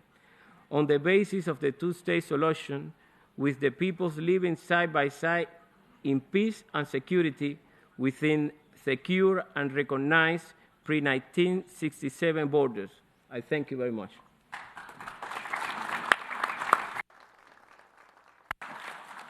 Your Excellency Yusni Romero Puentes, thank you for sharing that message of His Excellency Gerardo Penalva Portal, representative of Cuba to the United Nations, for this important message on behalf of the G7 and plus China. We thank you once again. I now have the pleasure of giving the floor to His Excellency Mr. Majid Abdelaziz, Permanent Observer of the League of Arab States to the United Nations, reading out a message from His Excellency Mr. Ahmed Abul Gait, Secretary General of the League of Arab States. Excellency, you have the floor. شكرا سيد الرئيس. سيد الرئيس، يسعدني أن أبدأ بالترحيب ببالغ الترحيب بمعالي الرئيس. Thank you, Chair. Allow me first to welcome His Excellency the President Mahmoud Abbas, who is a symbol of combat and resistance. We wish to thank him for his historic statement on the 75th anniversary of the Nakba.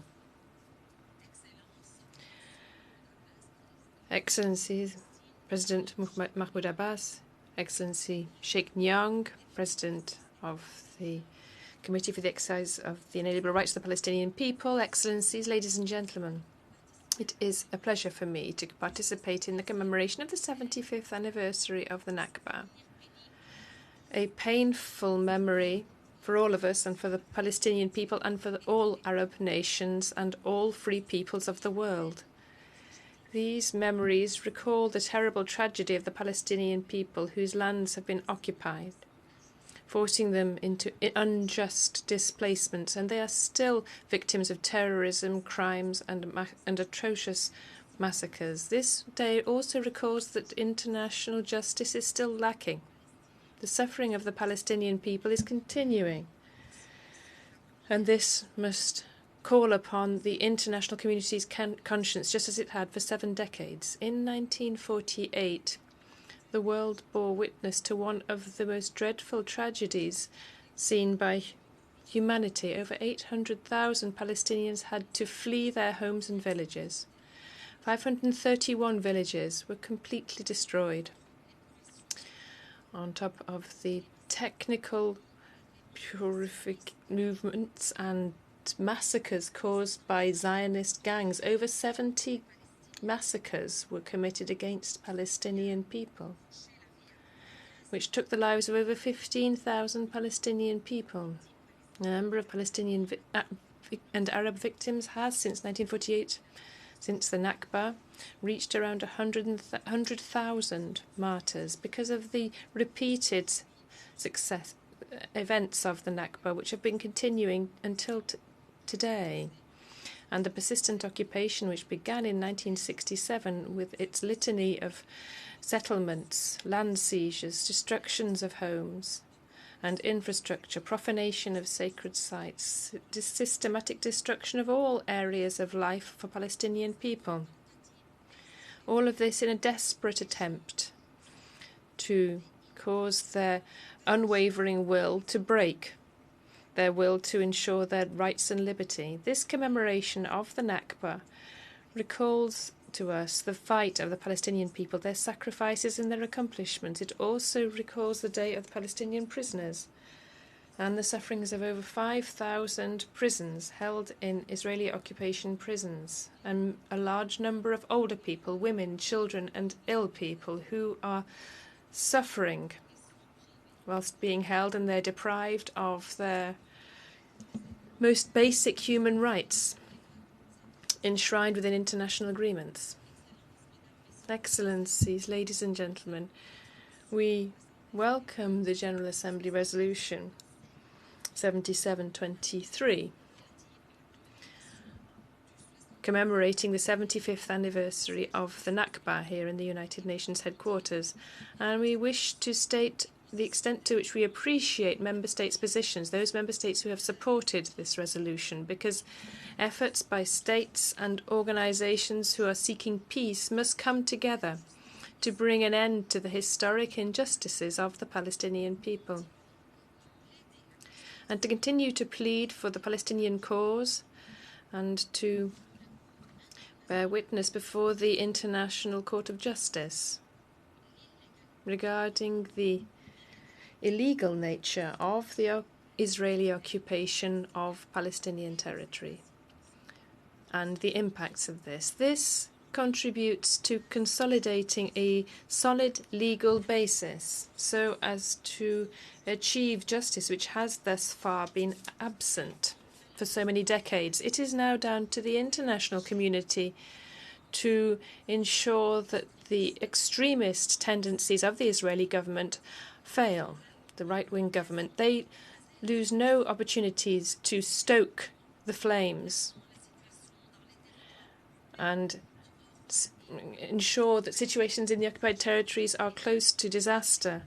They try to undermine the two-state solution through their projects to expand and settle further, and incursions into the Al-Aqsa Mosque by seeking its sharing in space and time. All those who seek peace and who are friends of peace, and notably your august committee, must stand shoulder to shoulder to bring an end to these extremist tendencies and these dangerous practices on the part of the occupying government. Ladies and gentlemen, on this sad 75th anniversary of the Nakba, we affirm that crimes committed in the past and today are imprescriptible. International mechanisms for justice must, therefore, be fully operational so as to bring to justice those responsible in Israel who must respond for their acts, must answer for their acts. The International Court of Justice must expedite the procedure to this end, to bring an end to impunity. The international community and its organizations and bodies, in particular the Security Council, must fully assume their responsibilities by ensuring the oversight and implementation of Council resolutions so that justice can be brought to the Palestinian people, an end can be brought to the Israeli occupation, and an independent Palestinian state can be established with the 1967 borders and with East Jerusalem as its capital. To conclude, I should like to thank you all for being here and for supporting the Palestinian cause. This is a cause of conscience, liberty, justice, and humanity. We therefore pay warm tribute to the Palestinian people who fight, who resist, and for their tenacity in continuing this struggle to bring an end to 75 years of unspeakable sufferance and tragedy. The occupier may control the lands, but can never suffocate memory or hide historical truth.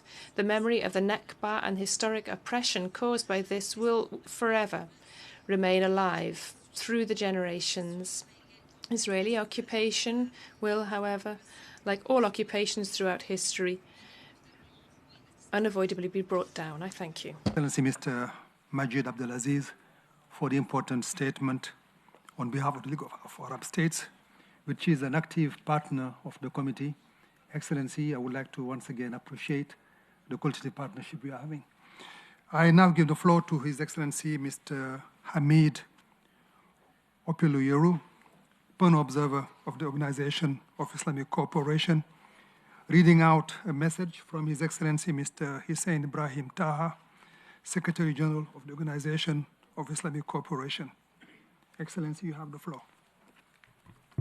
Thank you, Mr. Chairman. Mr. Chairman, I have the honor to deliver the statement by His Excellency Mr. Hussein Ibrahim Taha, Secretary General of the Organization of Islamic Cooperation.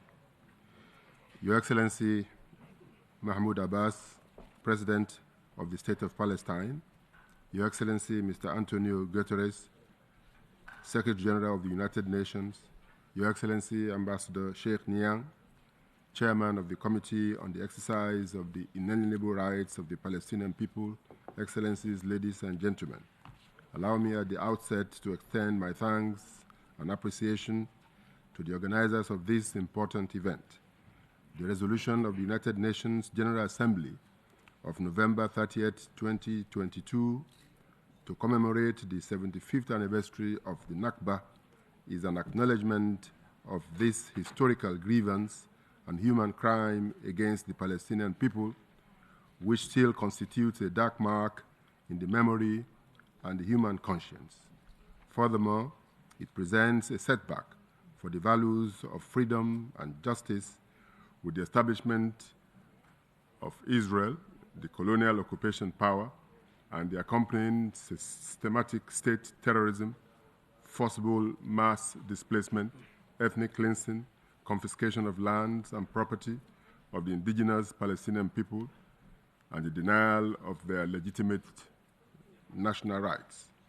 On this occasion, we express our admiration and esteem for the Palestinian people, who have been able, despite the recurring dark chapters and repercussions of this painful catastrophe over the decades, to continue their just struggle in all its forms, presenting a proud example of steadfastness, sacrifice, faith in the justice of their cause, and the miracle of rebirth and survival. They proved their ability to establish and protect their national identity, assert their legitimate rights, defend their land, cradle of civilizations, cultures, and monotheistic religions, and attain recognition of their existence and their state. They worked tirelessly towards achieving their freedom, independence, and sovereignty on their national soil. Excellencies, ladies and gentlemen, commemorating the painful Nakba this year places the international community before a historic obligation.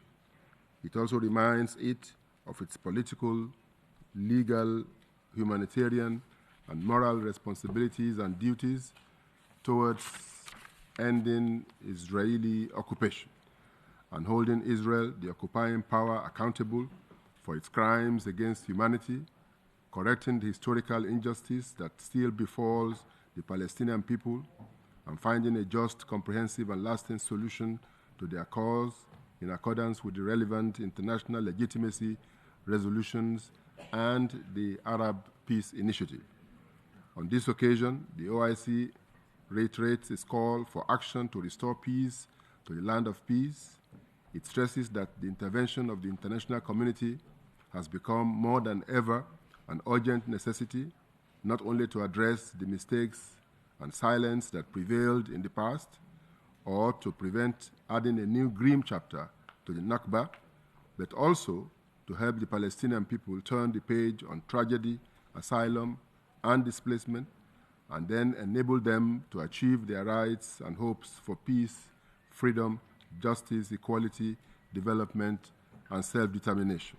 Your Excellencies, ladies and gentlemen, living up to the cause of Palestinian refugees requires protecting their rights, strengthening their steadfastness, meeting their growing needs, enabling them to live in dignity, and alleviating their human suffering until their right to return and compensation is fulfilled, in accordance with the relevant UN resolutions.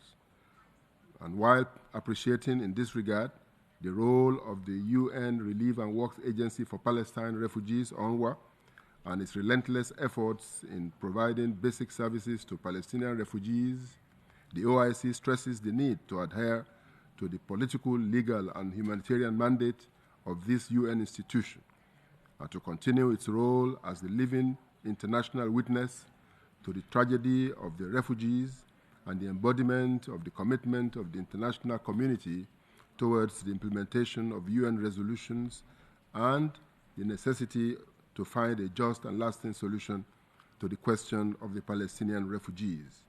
As we renew our support on this occasion for the right of the Palestinian people to return to their homeland and property as an imprescriptible and vested right approved by relevant resolutions of the international legitimacy, we reaffirm that this right is inalienable and is organically linked to the right to self-determination.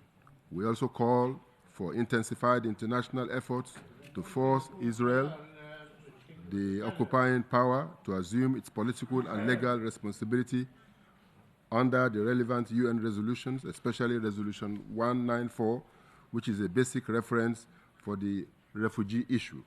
The Israeli extremist government has continued its policies of colonial settlement construction, terrorism, incitement, and violence at an alarming rate.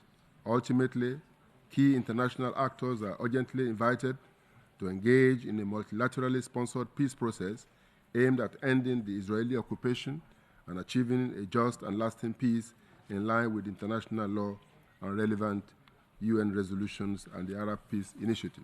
In conclusion, the OIC reaffirms its unwavering support for the Palestinian people in their just struggle for the recovery and exercise of their national rights, foremost of which is their right to return and the establishment of an independent state of Palestine on the pre-1967 borders, with East Jerusalem as its capital.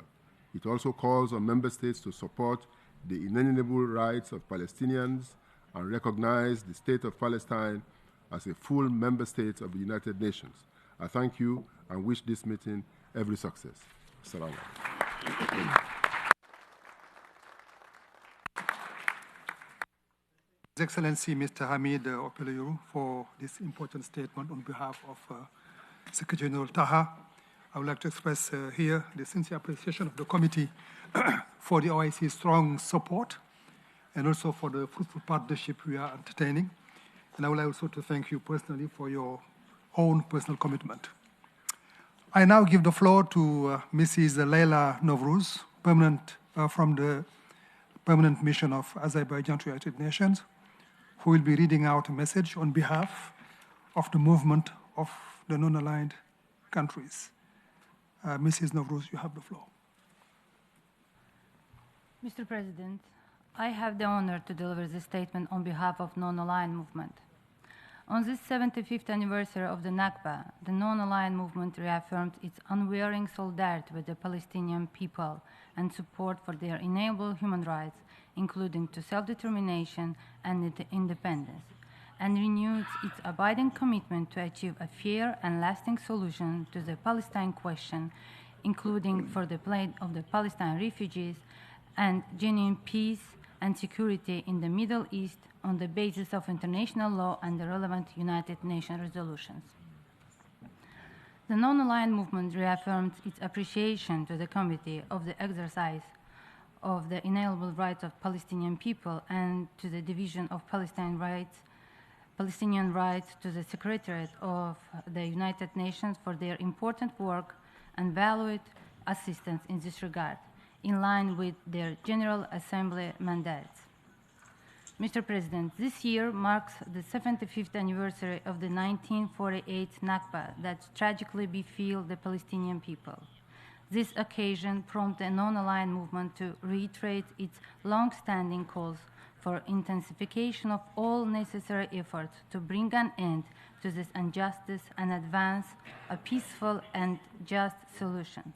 The international community is called upon to act forthwith to uphold its responsibility and obligations toward the Palestine question until it is justly resolved.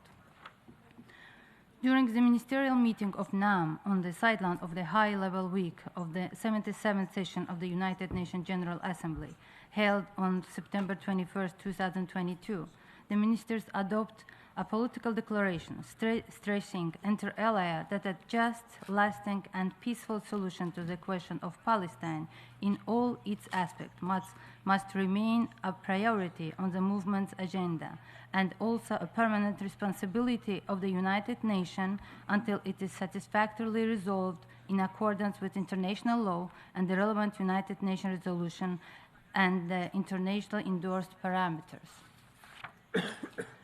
On this day, the movement must express its deep regret that despite decades of their participation in peace efforts in good faith, despite their proven commitment to the two-state solution for peace, despite their adherence to international law, and despite the painful compromise made, the plight of the Palestinian people has worsened. with millions still deprived of their rights and suffering continued oppression, displacement, and hardship as the Nakba inflicted upon them persist as a just solution remains elusive and political horizon for realizing it remains absent despite the long-standing and strong international consensus on the basis and framework for a fair and lasting solution. Mr. President, the non-aligned movement also reiterates its demand for the full and immediate lifting of the illegal blockade of the Gaza Strip by Israel, which continues to severely impair all aspects of life of the Palestinian civilian population in Gaza, imposing a dire humanitarian crisis on them. The non-aligned movement also reiterates its grave concern about the lack of accountability for the countless violations being committed by Israel, the occupying power, including inter alia killing and injury of innocent and defenseless Palestinian civilians, and arbitrary detention and imprisonment of thousands of Palestinians, among them children and women. The absence of justice only leads to greater impunity and recurrence of crime and destabilizes the situation on the ground, diminishing the prospect for peace. Non-member states therefore continue to call for international action to ensure a cessation of and accountability for the violation being systematically committed by Israel against the Palestinian people. The solidarity of the international community with the just Palestinian cause must be directed to all relevant efforts in support of the rights of the Palestinian people and the independence and sovereignty of the State of Palestine in all of the Palestinian territory occupied by Israel in 1967, with East Jerusalem as its capital, in accordance with the relevant resolution and a just solution for the plight of the Palestine refugees in accordance with General Assembly Resolution 194. To conclude, Mr. President, the non-aligned movement reiterates its unwavering commitment to a just, lasting, comprehensive, and peaceful solution to the Israeli-Palestinian conflict, which is at the core of the Arab-Israeli conflict. Such as a peaceful solution remains a long-standing objective of the movement. In this regard, the non-aligned movement firmly reiterates its call for the restoration of the inalienable rights of the heroic Palestinian people, including to self-determination and independence, and to return. On this solemn 75th anniversary of the Nakba, we must reaffirm our commitment to uphold international law and our collective responsibility to assist the Palestinian people, including the Palestinian refugees, through the vital support of UNRWA, and to exert all necessary efforts to finally bring an end to this protracted and painful injustice and realize the freedom, dignity, and peace that they have been so long denied. After 75 years, the prolonged international paralysis on this issue is inexcusable. The international consensus on a just solution is firm and clear, and there is an abundance of multilateral political and diplomatic tools to promote the achievement of a just and peaceful resolution. We must use them responsibly, and we in the NAM are ready to do so. I thank you, Mr. President.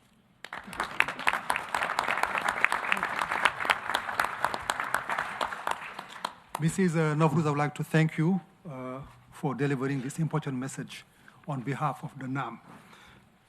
I now have the great pleasure of giving the floor to our last speaker, Mr. Nyle, Assistant Professor of African American and Africa Diaspora Studies at Columbia University. Mr. Ford is a Christian minister, activist, and scholar, and he studies how people resist oppression, how they build communities and struggle to transform the world. Professor Ford, you have the floor.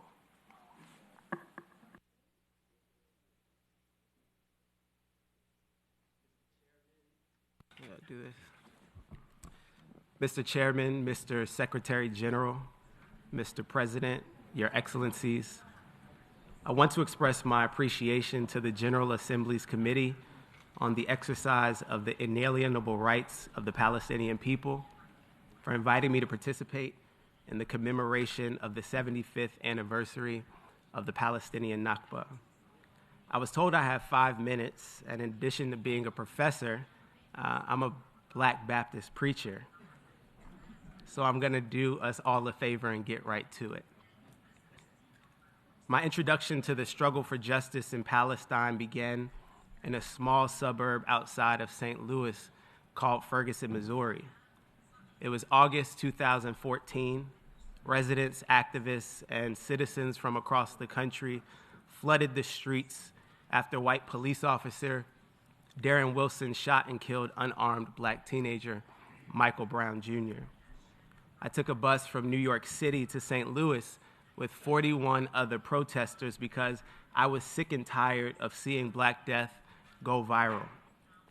As a young Black man who has witnessed the ongoing legacy of white supremacy and racial capitalism, from the spectacular violence of police killings to the slow violence of mass incarceration, Black infant mortality, evictions, the racial wealth gap, environmental racism, and the school-to-prison pipeline, just to name a few. I could not sleep at night knowing that over 40 years after Dr. Martin Luther King Jr. told the nation that he had a dream, people who look like me are still living a nightmare in America. So I went to Ferguson to join the rebellion that would become a movement against police violence and systemic racism. And it was there that I, alongside many others, was tear gassed by police for protesting police violence. One night, as tanks paraded the streets, I heard a voice bellow from a bullhorn, warning us to go home or we would be tear gassed. So my partner and I ran to the closest gas station to buy milk, which we learned from Palestinian activists helped soothe burning eyes. But by the time we got back to the protest, the tear gas canisters were already exploding. The milk we bought to use on others, we had to use on ourselves. About a year later, I went on a delegation to Palestine with a Black-led, multiracial organization called the Dream Defenders. And it was in the streets of Hebron that my life was transformed once again. Ferguson opened my eyes to the ugliness of American racism. Palestine made me weep over the brutality of American empire. During my trip, I bore witness to the ongoing reality of the Palestinian Nakba. I saw Israeli soldiers harassing and humiliating Palestinians at checkpoints. I saw a Jim Crow-style road system that separated Israeli citizens from Palestinian communities. We drove by an Israeli shopping mall built on top of a Palestinian graveyard, and I stood next to a 25-feet-high apartheid wall made of concrete, razor wire, and electric fences that confines Palestinians to the poorest regions of their own land. I met a family who lives at the apartheid wall. A father of 3 who was playing with his daughters had been in and out of prison most of his adult life and had just got back home from a 3-year sentence. When I asked him what life was like now that he was out, he looked at me and said, "I left one prison to be in another." Your Excellencies, when I heard this story, I thought of the over 2 million people locked up in America and the over 5 million more who are under some form of carceral control, most of whom are Black, poor, immigrant, indigenous, disabled, queer, transgender, all exploited by a country that profits from the crisis that it creates. People like my nephew, who has spent the last 6 years of his precious life in a cage.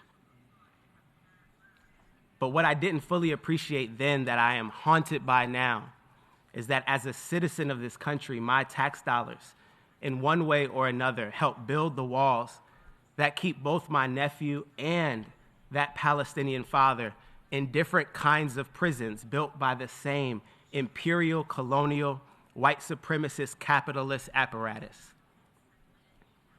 So the question for us today is, what is our moral responsibility to address the political catastrophe that is the Israeli apartheid? What are we going to do? Your Excellencies, there is a song I learned growing up in school and in church. It is called the Black National Anthem. It is a beautiful song written against the backdrop of racial oppression that calls on each of us to lift our voices and sing.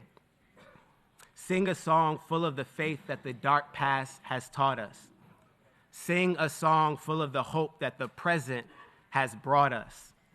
Then it says, face the rising sun and march on till victory is won. Now, I'm not a good singer, so I'll save everyone the agony of my musical ineptitude. But I will say that the Black freedom struggle calls on all of us to sing songs with our lives, not just our lips. This is a different kind of music than we normally hear in diplomatic proceedings. You all know the broken record where decision makers tap dance around issues while more and more corpses of the vulnerable fall victim. We need a new song, the kind of song we can hear in the chants of protesters in Palestine and Puerto Rico, in Turkey and Tunisia, in Nigeria, and right here in New York. But members of civil society cannot sing for you.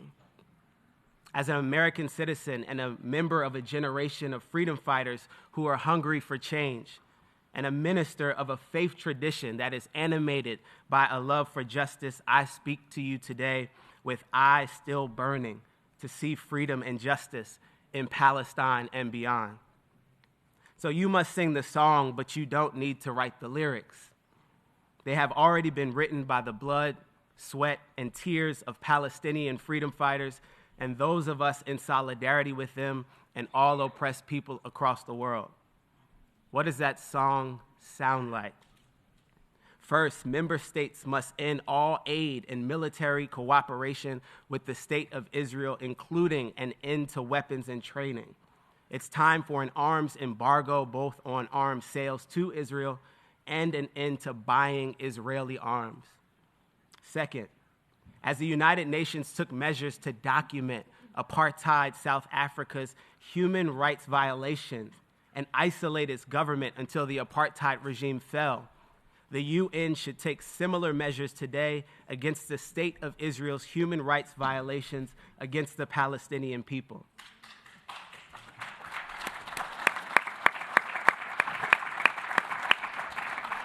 This looks like reopening the Special Committee Against Apartheid, which played a key role in the struggle against apartheid in Southern Africa and which still has the responsibility for responding to the rise of apartheid policies anywhere in the world, including in Israel-Palestine. And third, the Charter must go beyond observing human rights violations, violations of international law, and violations of UN resolutions. It must help end those violations through concrete actions, including voting to end the blockade of Gaza that punishes 2 million people, half of whom are precious children. As activists, educators, artists, clergy, and concerned citizens, we sing our songs of freedom and justice in the streets, in our classrooms, with the spray of graffiti, in the voting booth, behind the pulpit of our churches and masjids and temples. As diplomats, politicians, and policymakers, we call on you to join this mighty and marvelous chorus of justice and sing a song of freedom in the halls of government, in the chambers of commerce, and in the positions of authority you hold in the United Nations and in nations across the world. Silence in the form of inaction is adding your voice to the orchestra of oppression. There are no seats available in a theater of war. So how will you use your voice? Thank you.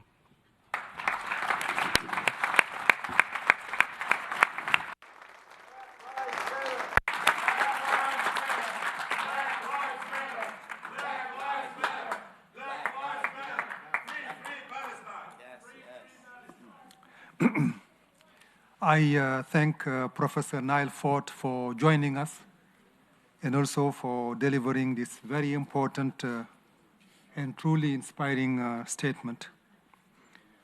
Allow me to take this opportunity to thank all civil society organizations active on the question of Palestine throughout the world for their valuable work in support of and in solidarity with the Palestinian people. The committee vows to continue working with all civil society organizations to fulfill the inalienable rights of the Palestinian people. Thank you again, Professor Ford.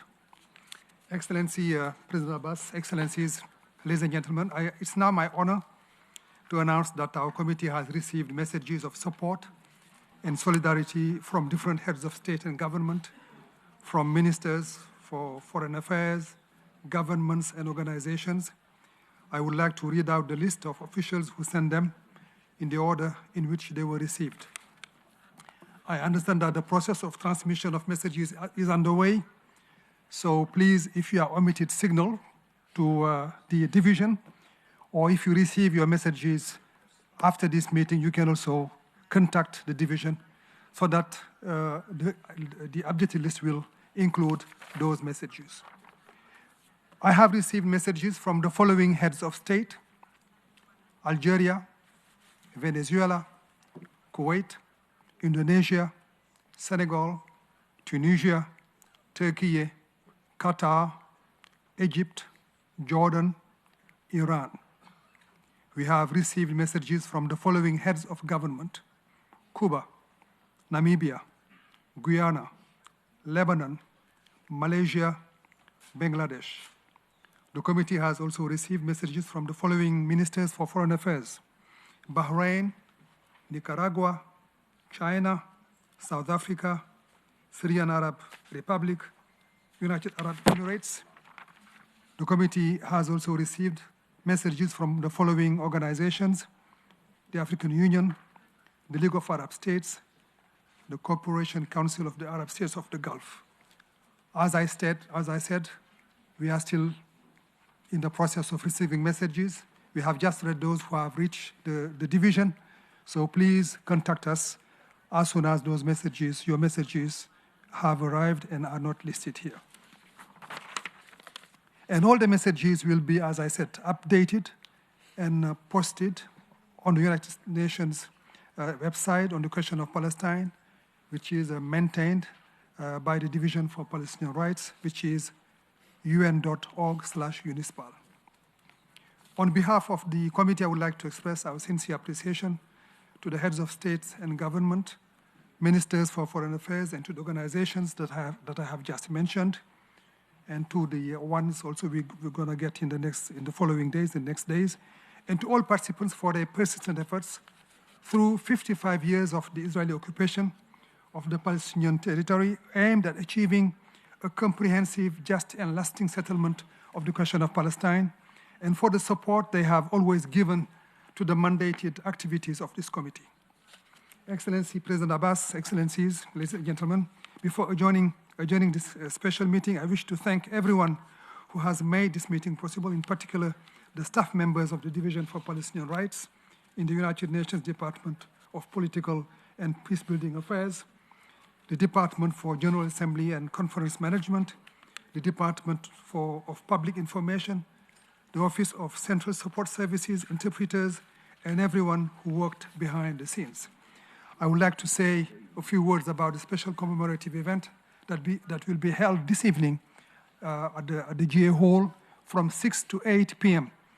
This historical event will bring to life the Palestinian journey and will aim at creating an immersive experience of the Nakba through live music, photos, videos, and personal testimonies. That event will be an occasion to highlight that the noble goals of justice and peace require recognizing the reality and history of the Palestinian people's plight and ensuring the fulfillment of their inalienable rights. We are looking forward to your attendance at this event this evening. Excellency President Abbas, thank you so very much. And thank you to all of you, and this meeting is adjourned.